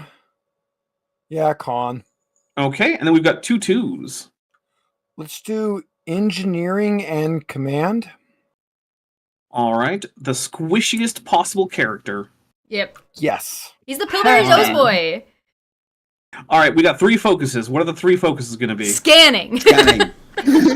That's too broad. Scanning. That's too Scanning, broad. scanning, and scanning. Let's go with Planetary surveys. planetary survey. Mmm. Mm-hmm. And we want to know that this is our guy that's going to figure things out. So let's give him some xenobiology. He's got to know what he's scanning for here. What about time? What about those little time particles? Chronoton? Tachyon? Tachyon. Chronotons? Tachyon. Well, there's both Tachyons? chronotons and tachyons in Star Trek. Oh. How about temporal, Temporal mechanics? anomaly. Yeah. Coral mechanics. Yay.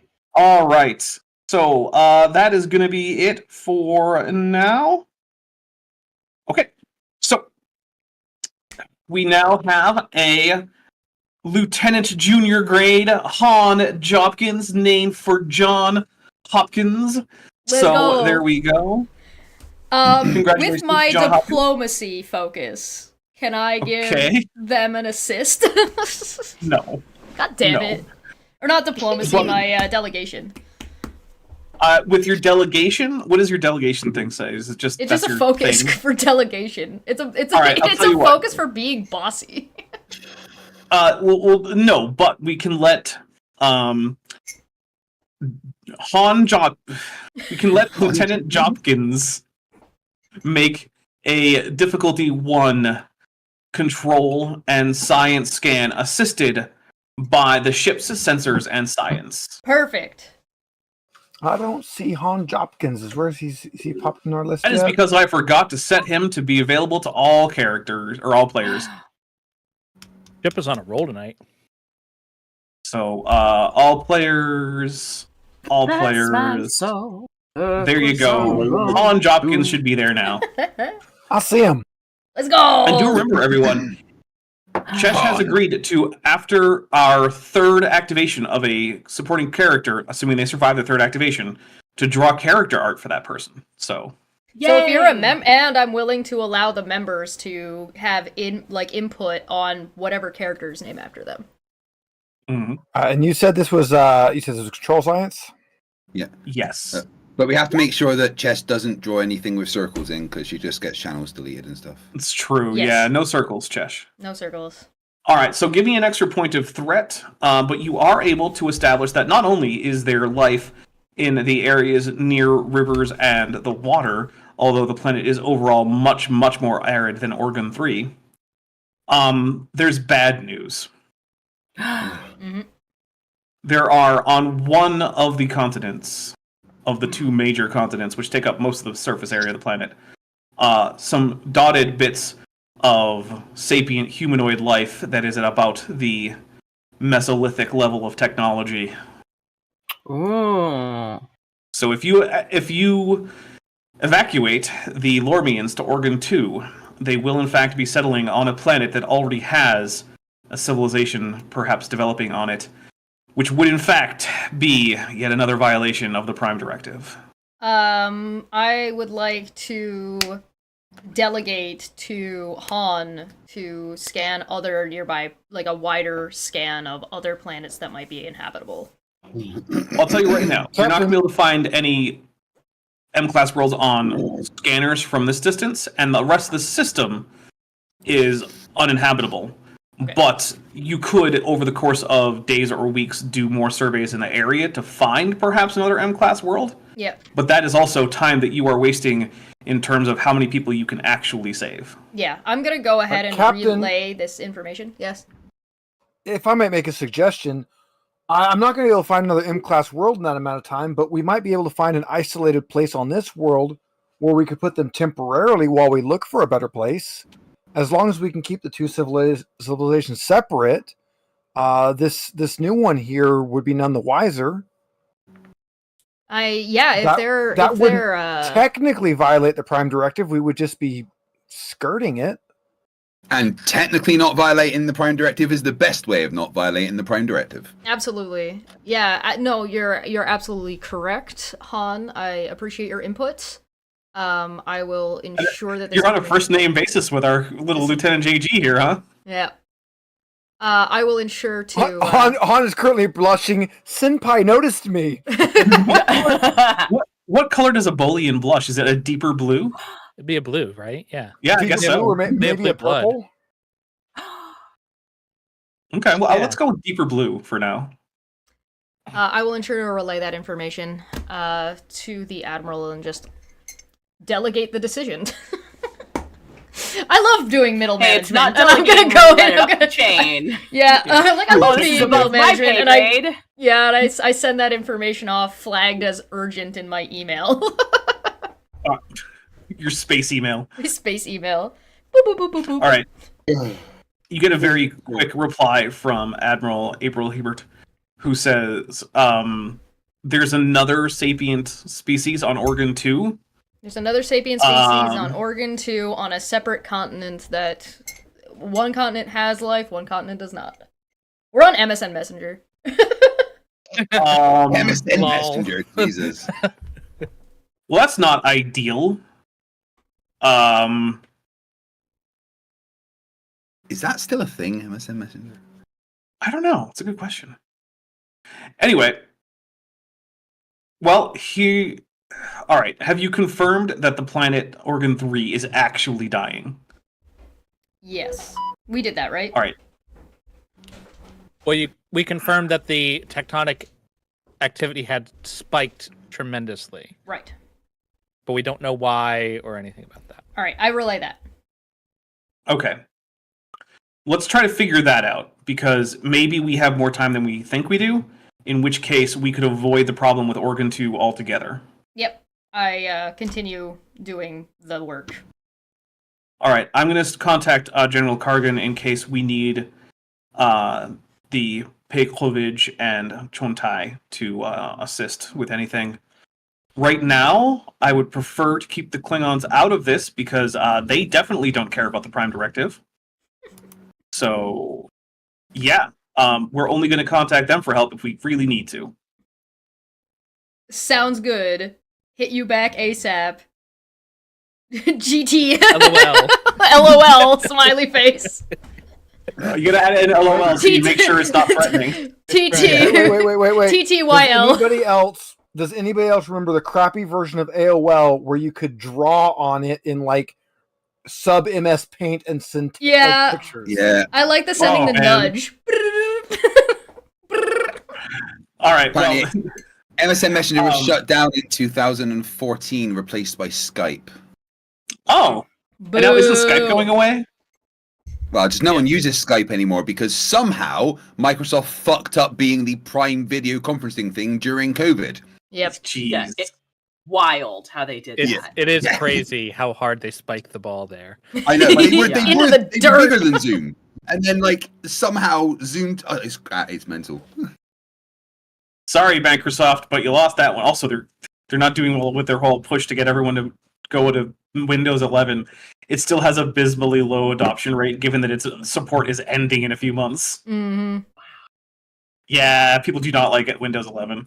All right, Anyway, we'll take some time doing some deep seed scans while the crew here takes care of whatever they're doing. so we're going to switch back to the surface of Organ 3 and see what the away team, landing party... No, it's an away team because we're not in TOS anymore. What are they up to? Am I awake? Am I? Oh, yeah, you're awake. You're no longer hallucinating, but things are still difficult for you because you are still recovering. All right. So to my away team, I'm gonna relay the information that the captain gave me in terms of like Starfleet's making a decision. We need to be prepared to facilitate the evacuation if they order that. But more pressingly, we need to confirm that this planet is in fact going to be destroyed. And we need to convince these civilians that they need to leave the planet. So, Commander Doulis. Yes. I find it deeply troubling that... Hold on, I lost your voice. It's very breathy, but it's low. I find it deeply troubling that the crew of the Tesla arrived here and then immediately discovered the tectonic activity. The timeline concerns me.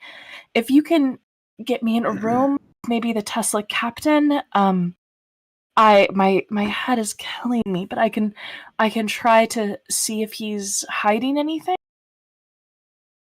That's a very perceptive insight there, Commander Doulis. Yes. I will task you with working with Dr. Sherman.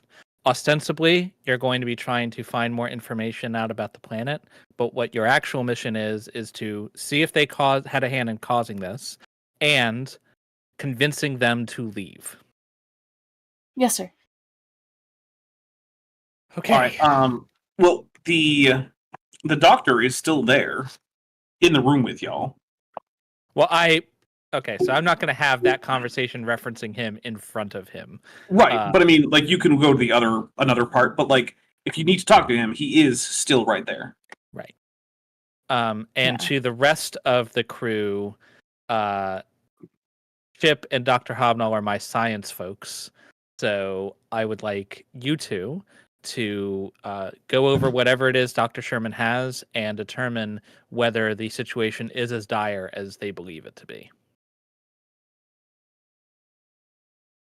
All The right. situation is very dire. These creatures do not have enough face holes. I am finding that to be far too common in the universe.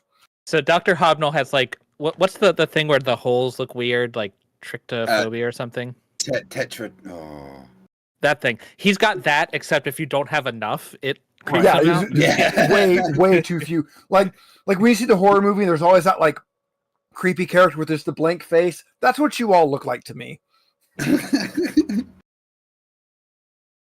You're so very concerned everyone keeps putting their food in their one face hole. You're shoving food in your face hole. That's what your fingers are for. This is clearly unsanitary.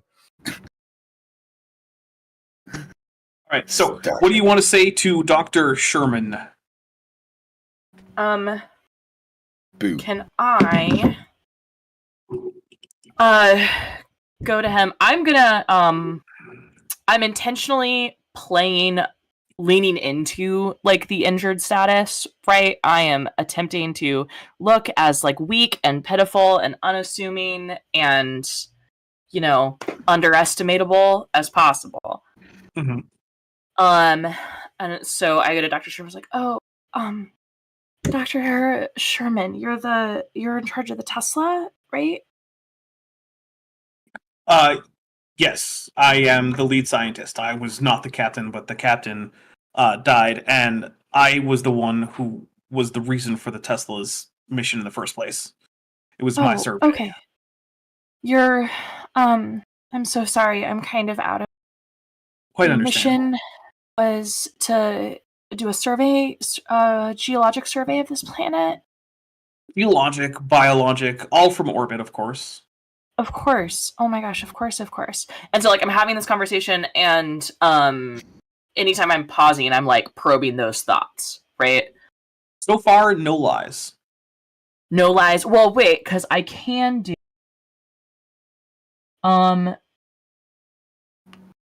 okay. I can as a task search a creature's mind for specific thoughts or memories. So what would a specific thought or memory be that I want to look for in this moment? I think I'll say like There's multiple people who think that Commander Gloriana Dillis needs a juice box. Perhaps. Yeah, probably. Yeah, Claire would give her a juice box and she'd feel so much better. True. Yeah. It's really lucky that you're coming to scan this planet. With all the seismic activity, and then as I'm saying that, I'm kind of trying to like search his mind for any memory as around like their decision to come here, right? I'm trying to like. So you do get a flash of him on the bridge of the Tesla, and them going over tectonic data and noticing not only a significant spike, but also something about the cinder cone volcano that's actually not too far from you guys. Okay. Okay. So that, and I was really lucky. Yeah. Okay. So I said like it's really lucky you guys got here so soon. How, what do you think is causing the tectonic activity? We're not sure, but there's some strange energy readings from near the cinder cone volcano. That's to the northeast, or well, north by northeast of the capital city. Okay. Does that feel, when he says we don't know what's causing it, does that feel honest? Yes. Okay. And is there anything, I've used the phrase like lucky a couple times, it's really lucky you guys were does he have any kind of emotional response to that? Like, lucky, yeah. You know what I mean? Like in his brain? He seems to think it's a little silly, but that's about it. That's about it. Okay. But I'm not getting a sense that he's sinister or deceptive. Okay, I'm not getting a sinister vibe. Yeah, like, seems like he's being open and honest, even if sometimes he finds your phrasing of things a little bit annoying to his very sensible scientific brain, who doesn't believe in anything like luck. Yeah, and he's being so patient and kind with this, like, Betazoid woman. It's like, okay, well, I think I think I'm gonna need to lay down for a while, but can you get me those sensor readings, the strange readings? And I'd love to take a look at those. And I should be able to. Did any of your engineers survive? Otherwise, I can take a look at the Tesla's engines and see if I can't get it up. Yes, a number of them did. I suspect you would need parts that won't be available, but if there were a evacuation effort, I'm sure that we could also arrange for engineers from your ship to come down and work on that. Of course, yeah. Okay. So I'm good with this interaction. I kind of just want to get those sensor readings and report back to Commander Va. Okay, yep, you get them, and there are indeed some energy readings that come from the Cinder Cone volcano that do not align with Federation energy signatures or Klingon, or for what you know, Romulan, although that's less clear because you're less familiar with Romulan stuff because they're super secretive about all that stuff. Okay, so I know that there's something that is artificial, right, that this culture should not have been able to make, right? Possibly. That's one potential explanation for what's going on. Okay. I go to Commander Va, then. It's like, oh, hey, sir, so what's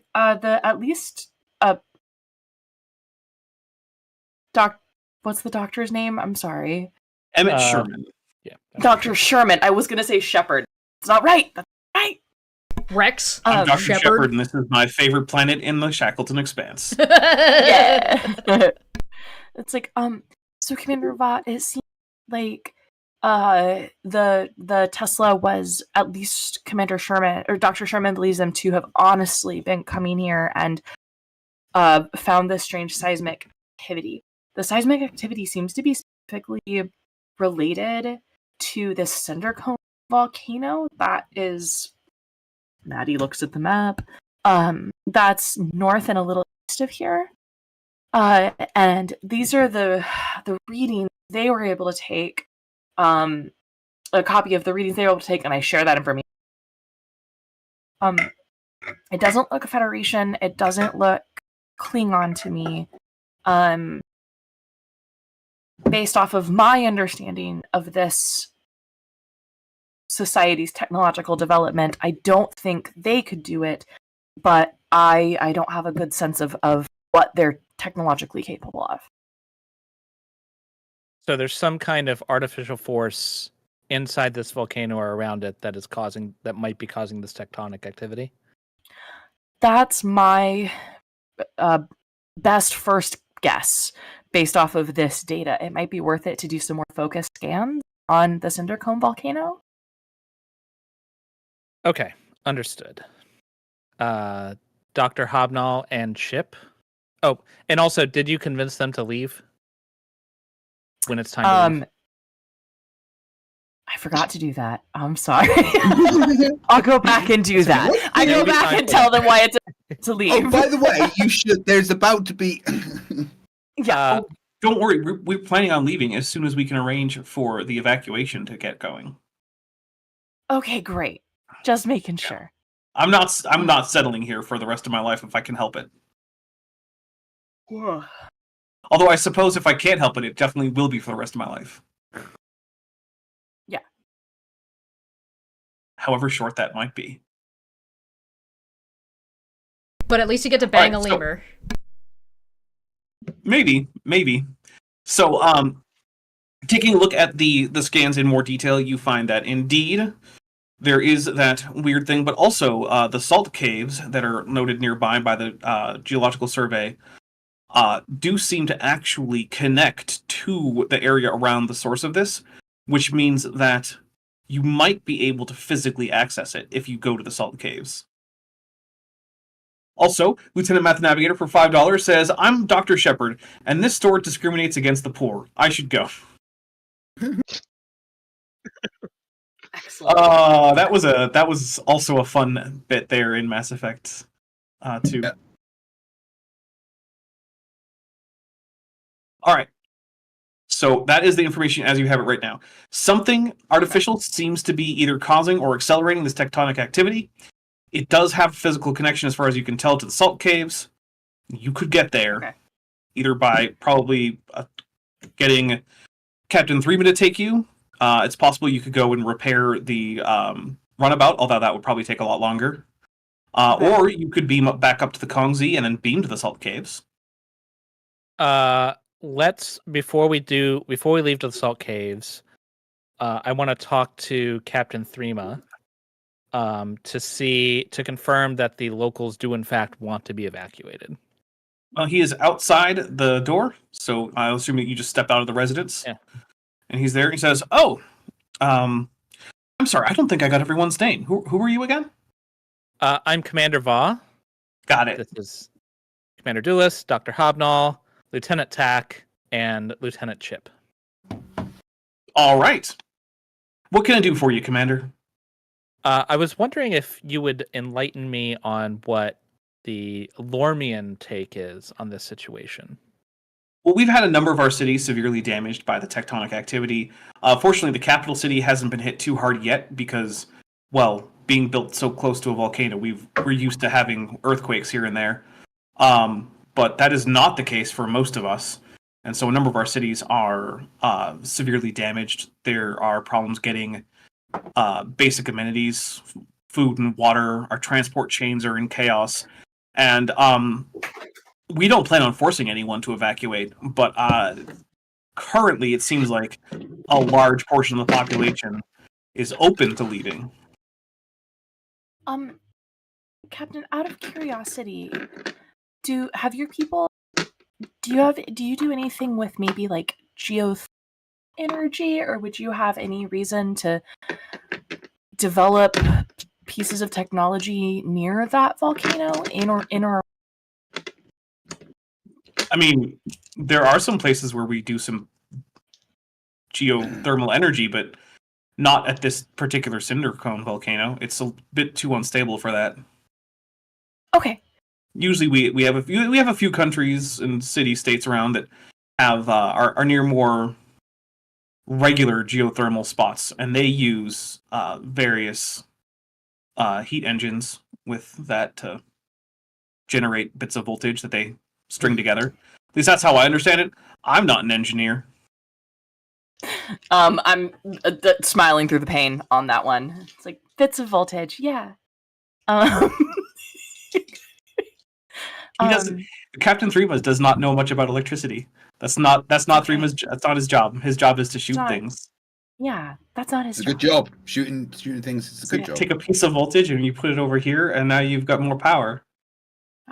That's Just how add it the works. amps. Yeah, just take the voltage, add the amps, boom, electricity. If you stir it up Yeah, enough, you get watts. It's great. Yeah.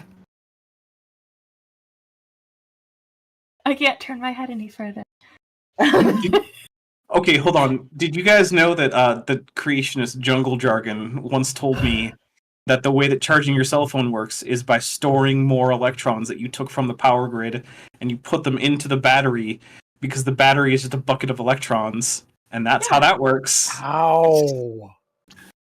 And I thought that was a joke.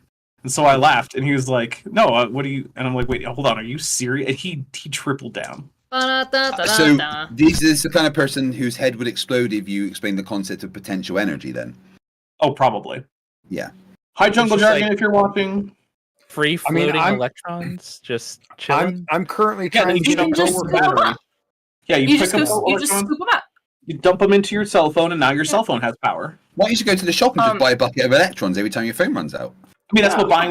what buying a battery is. You're just buying another bucket of electrons. Okay, well, That'd be a great name for a battery brand. Bucket of It electrons. would actually. It really would. No, I mean, How does I'm it trying to work? get a You coworker don't to need to know. understand. Yeah, I'm trying to get a coworker to understand that you can't wire two batteries in parallel in series at the same time right now. And I think No, you can't. like oh cool, so you're gonna put all the positives and negatives together and then all the negatives and positives together, and then you're gonna watch your batteries explode. Okay, you have they're fun just with gonna- that. They're just going to short together into one big battery that's going to discharge immediately. It'll Yeah. all get glowy. There'll be pretty sparks, and then your boat will be on fire. And I don't have to tell you that you can't do this anymore. You could put a group of batteries in series and then put that in parallel to another group of batteries in series. You Wait, could do can't that. put a boat on fire. Yeah. Boats are on water. How can something on water go on fire? To put it in True. context, I'm a boat guy, and he's just got one, and he's trying to do. He has a 24-volt trolling motor with 2 batteries, but he wants to put those series batteries in parallel to run everything else. Let him blow while it up. still being a series for the rest of it. This guy's in for some pain. Let him blow it up. I'm going What is to. the plan? So I think we've gotten the information we need from here. I think we should beam back once if the qovIj gonna be back in the near future. We're on so our way yeah. there, yeah. Okay. Yeah. Then we should beam back to the qovIj. We should get someone, not necessarily us, but someone to get to the runabout and get that back up to the ship so it doesn't like get damaged or something and get left here.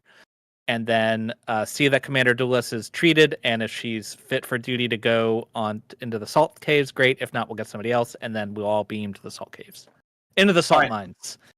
All right, so that will require one more crew support to get an engineering team down there. So that should be 2 crew report used. So crew support, not report. For $2, Lieutenant Math Navigator says, the crew yearns for the salt mines. It's true. And then Lieutenant Math Navigator also says for $2, I believe the phrase is, let him cook. Let him cook. And it's true. The crew really does yearn for the salt mines. All right, You've so seen the Minecraft movie.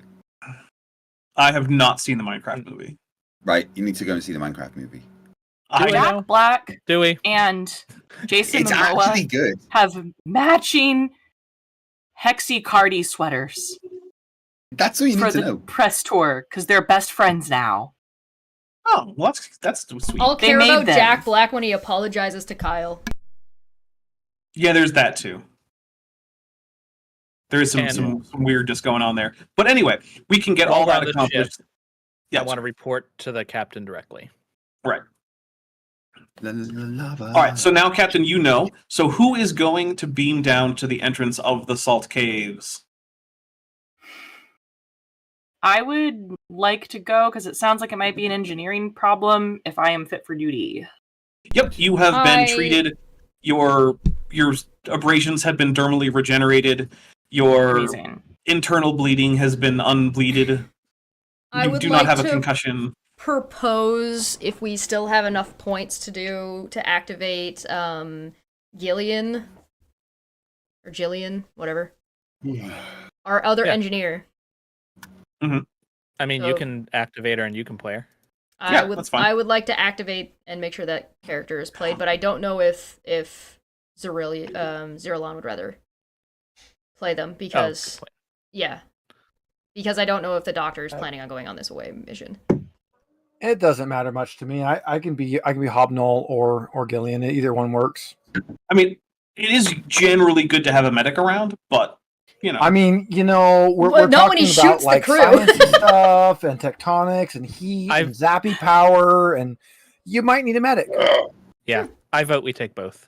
Okay. Yeah. All right, what upgrade would you like to give Lieutenant Jillian McDaniel? An attribute, a discipline, of a talent, or An extra a arm. focus? That's the options. Do they I'd say have discipline. Yeah. Sorry, go ahead. No, you go ahead. Engineering to 5 if they're supposed to be an engineer, may as well specialize. Yeah. All right, engineering to 5, and I will make a note that they have in fact had a +1 discipline, because you can't choose that again.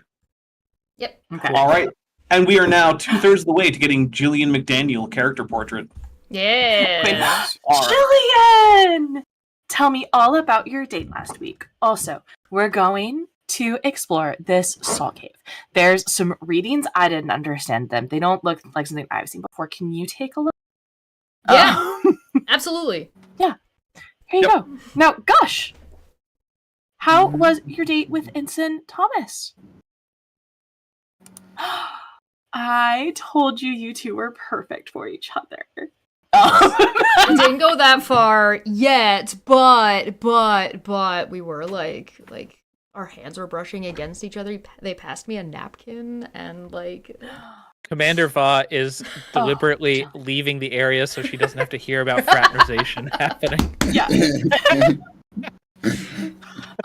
They're not in the same department, Va. My matchmaking is Hands? very precise. Hands touching? Why would you put your food holes together? we Well, kissed we too. That's also do also that, food Dr. holes. Yeah. I am very confused. I'm How a little does your concerned by species your kiss? grasp of human of human and betazoid anatomy there, Dr. Hobb.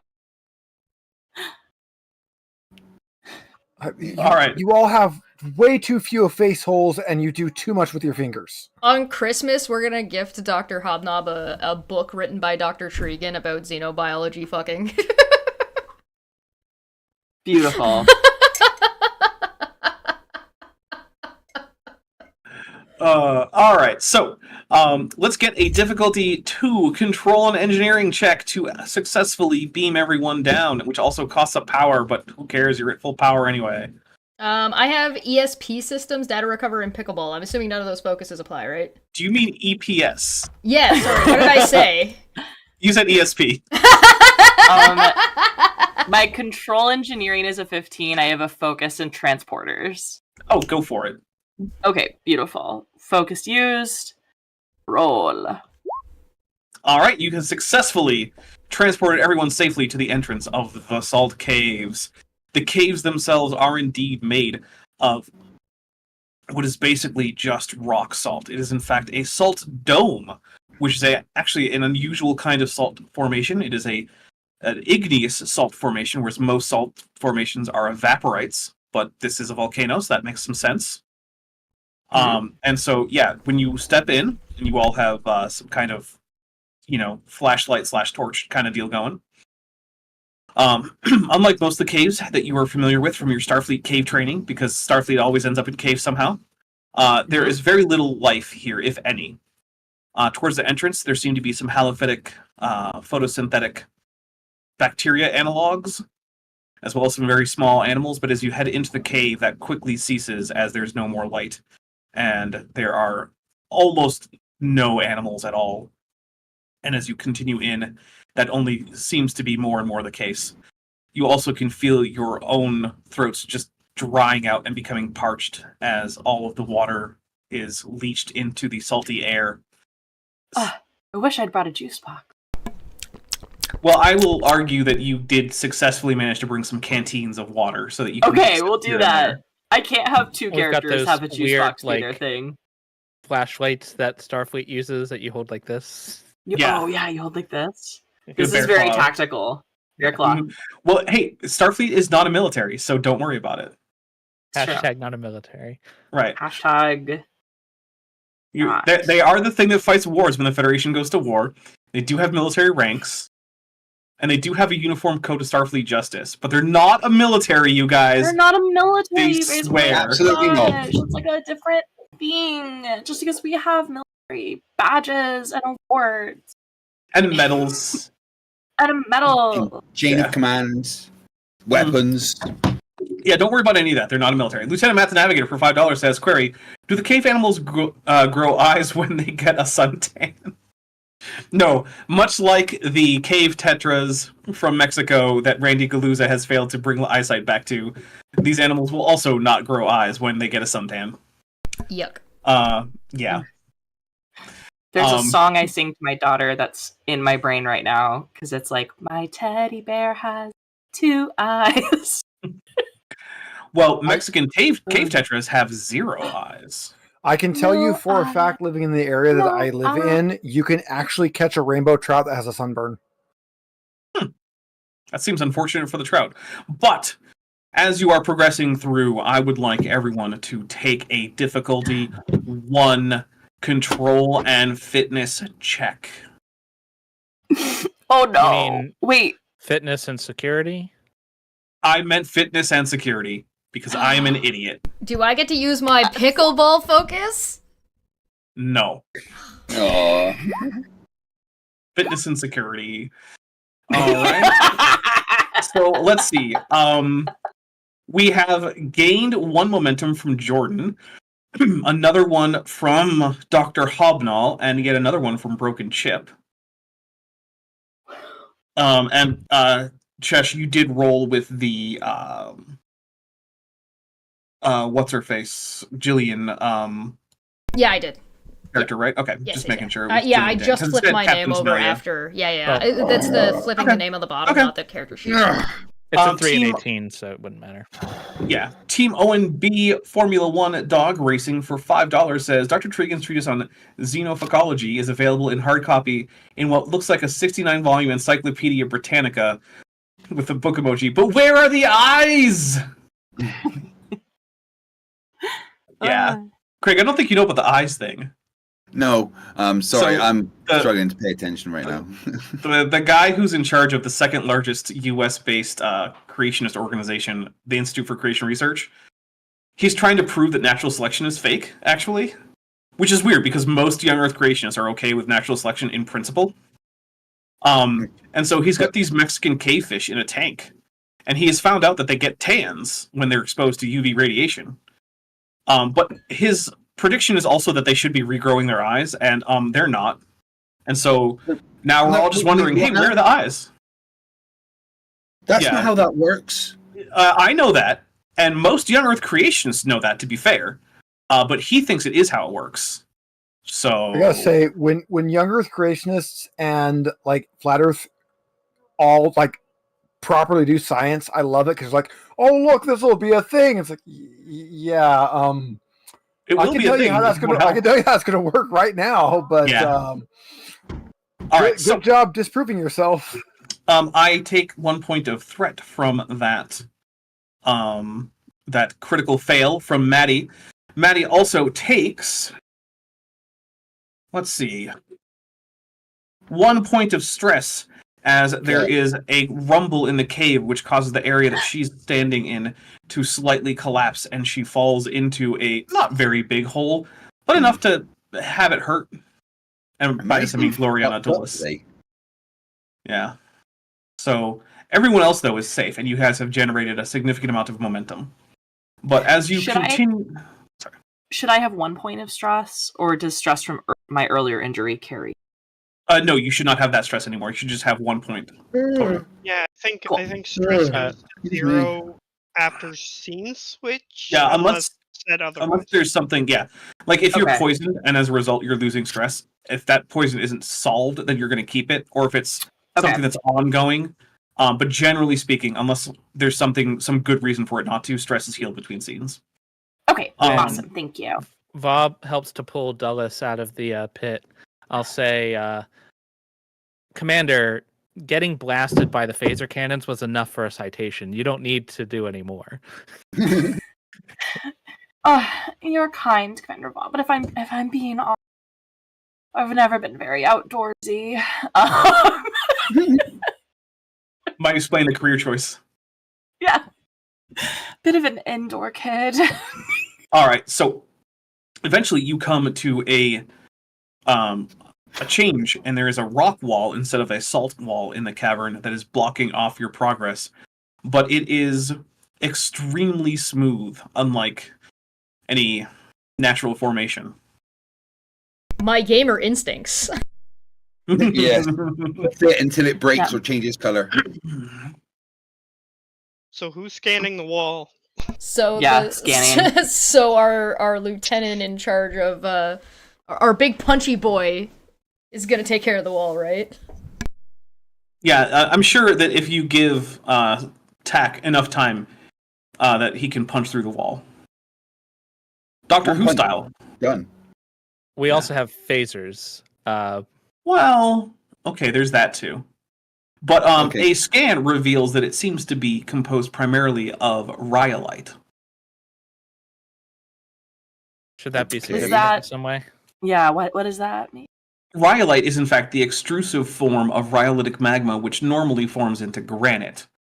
But in extrusive situations, it forms into rhyolite, which has a much smaller grain size in its crystals because of the more rapid cooling. Have you With- disguised this episode as a geology lesson?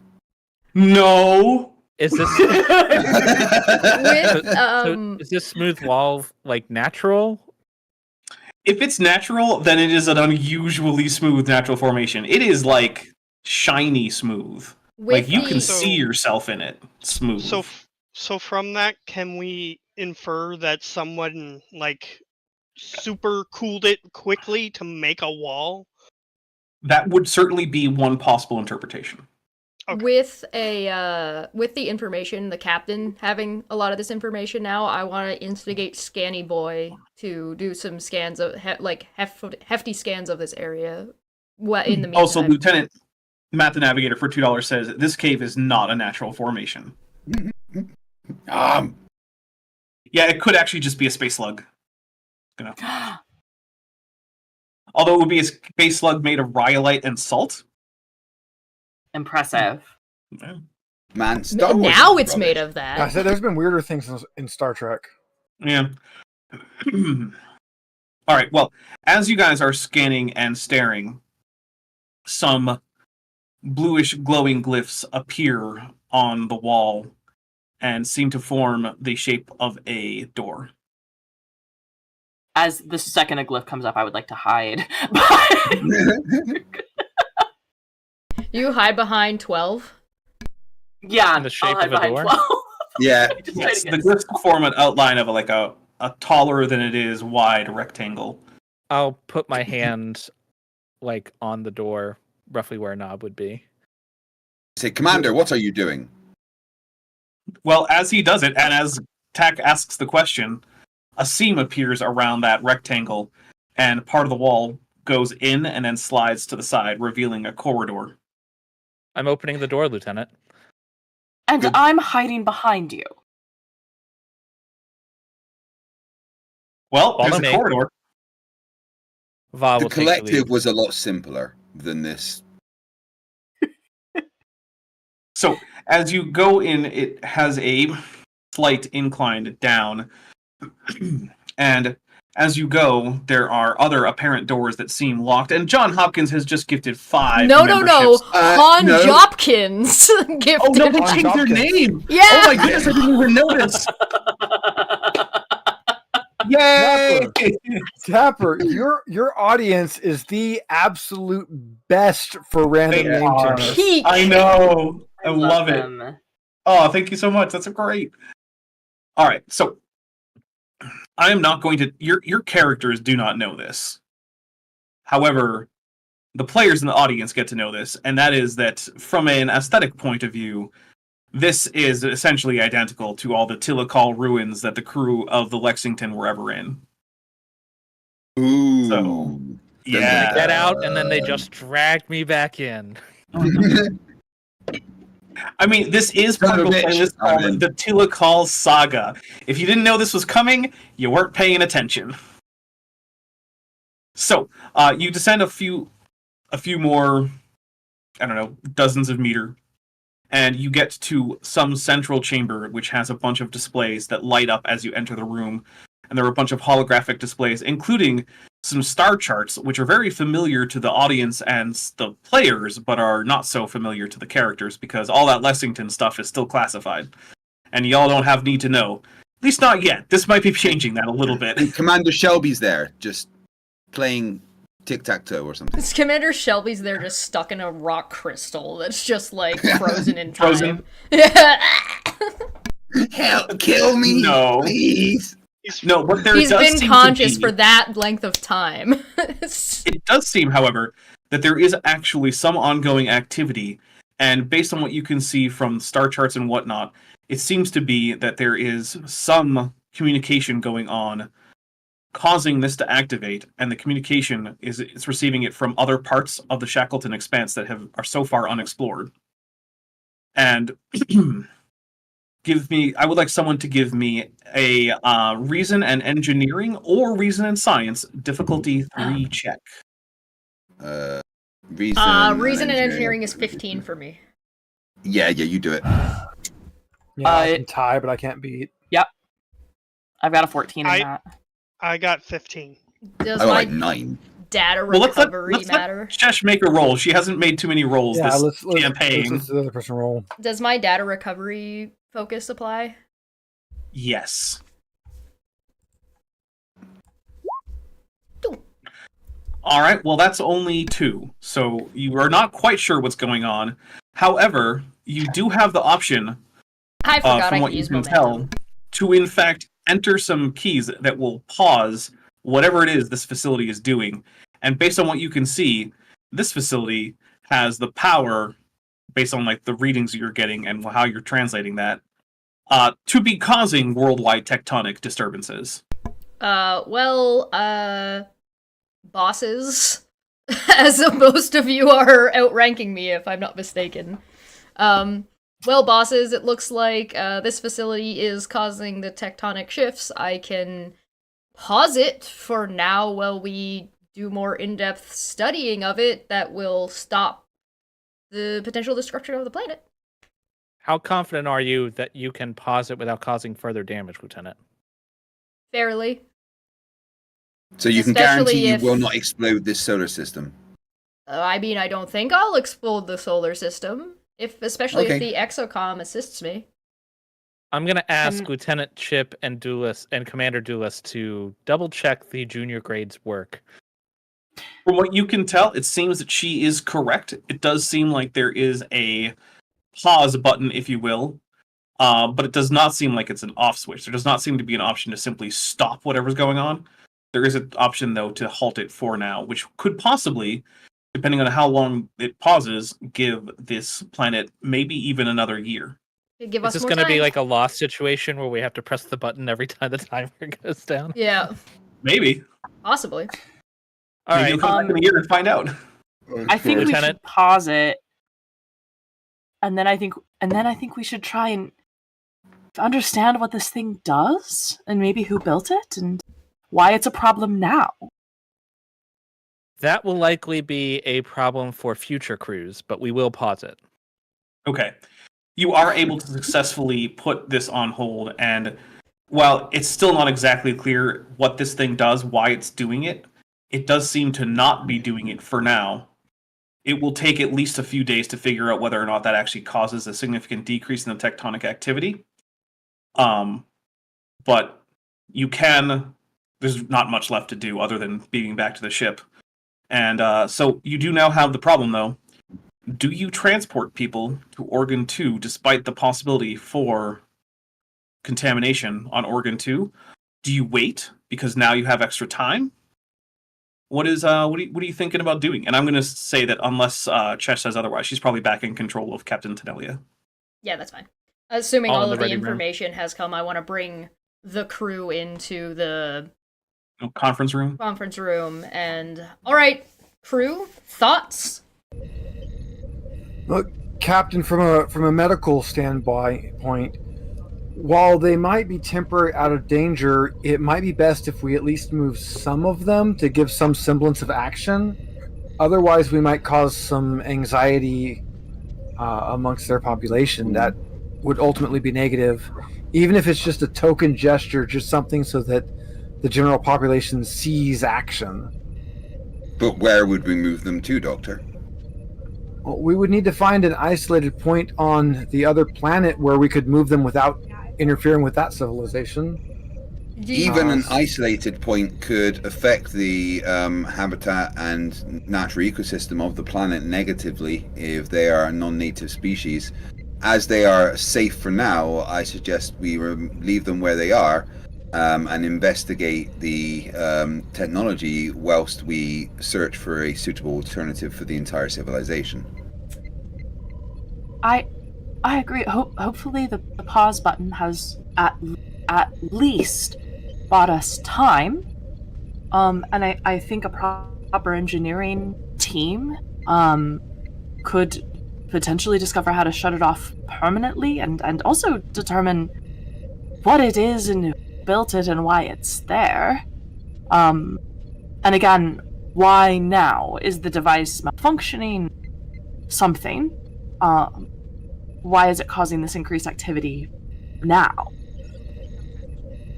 Captain, while we might like to think that we can move a portion of the population to an isolated region, unless we're going to post guards around every member of this civilization, we can't guarantee that they won't further contaminate the other civilization on Oregon too. And we cannot be techno-chauvinists and believe that this civilization is more important than the other simply because it is more advanced. They are both equally important, and we can't sacrifice one to save the other, particularly if the other one may be safe anyway. Chip? Beep boop. No opinion. None. I definitely see Commander Vaz's point, and if we do move some, like I said, it would just be to kind of preserve anxiety, make sure we have some action going. Team O&B But Formula the 1 other- dog racing for $2 makes a good point. Given infinite time, the Mocklins could eat their solar system. That is true. We do have to keep both civilizations in mind. Anything we do have to protect both. Given my understanding is that we've bought ourselves a substantial enough amount of time to get proper scientific vessels and surveying teams to this area. Correct? Am I understanding that correctly? Yeah, you do have extra time to get things like that there. We also have the chontay nearby. There are 2 Klingon vessels in the area. 2 Klingon vessels in the area may be able to do some scans for planets, M-class planets on the right here that may be without life. So, although we would be moving a little bit slow, with the you think, Doctor, that the civilization, that the current civilization will feel a little bit more at ease under the understanding that the tectonic movement has already begun to slow, provided that's what happens. That will definitely help. My only concern is if the general population thinks that nothing is happening, we could see some anxiety. And in the past with other civilizations, we've seen riots, depressions, things that could be negative in the long term there. We just want to try to mitigate on both sides of that. It's a double-edged sword. So you're but thinking of Doctor, some short-term relief. any action we take to relieve them runs the risk of further cultural contamination. They have a government. The government is responsible for taking care of their people, which includes their state of mind. We should be as light touch as possible. The prime directive must be forefront in all of our minds. I certainly agree, Commander. The only thing to keep in mind is choosing to take no action is still taking a choice on our part. And as much as I would like to just stay hands off, especially for, sanitary reasons, but we are currently in this mess, so to speak. So we do have to take responsibility, even if it was not originally our actions. We do have to take responsibility at this point. That is how Starfleet works. Do you think that there's a middle ground here where we can provide them with enough information that will enable their government to take on the main role of assisting and easing the populace's mind while we conduct an appropriate amount of research to ensure their safety? Absolutely, that's what we're going to be looking for. We have to find some way that, again, just from what we've recorded, as long as the general population sees that action is being taken, that should be enough. Well, what do you think, Commander?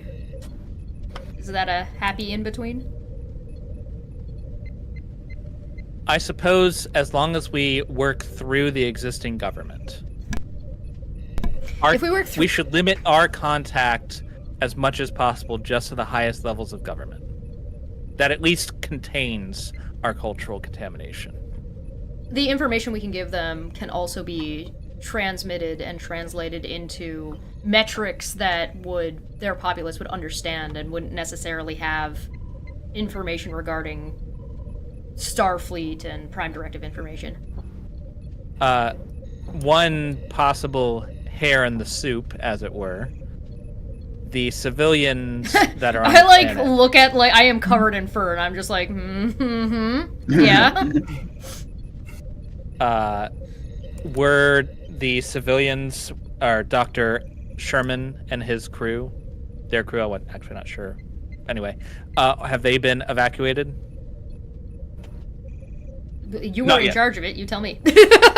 Well, I yet. was told I couldn't kidnap them, and so I True. haven't. But they need to be removed from the planet forthwith. Every second that they are there is another infraction risking the Prime Directive. How about this? How about we, since they are so involved and so interested in saving this civilization, why don't we take them, bring them onto our ship, potentially split them up with the agreement of the Klingon vessels in the locale, and have them assist in the surveying of the next planet? See if they can find a Class M planet faster. We can see if they'll go for it. It might Or be at we least can- convincing for them. Get I'm them sure the hell Commander out Dulles of there. and I'm sure Alright. Commander Dulles and I and TAC can be sufficiently convincing. Then I think that is our plan. Our goal is to get in contact with, I mean, I will inform the Admiral as necessary.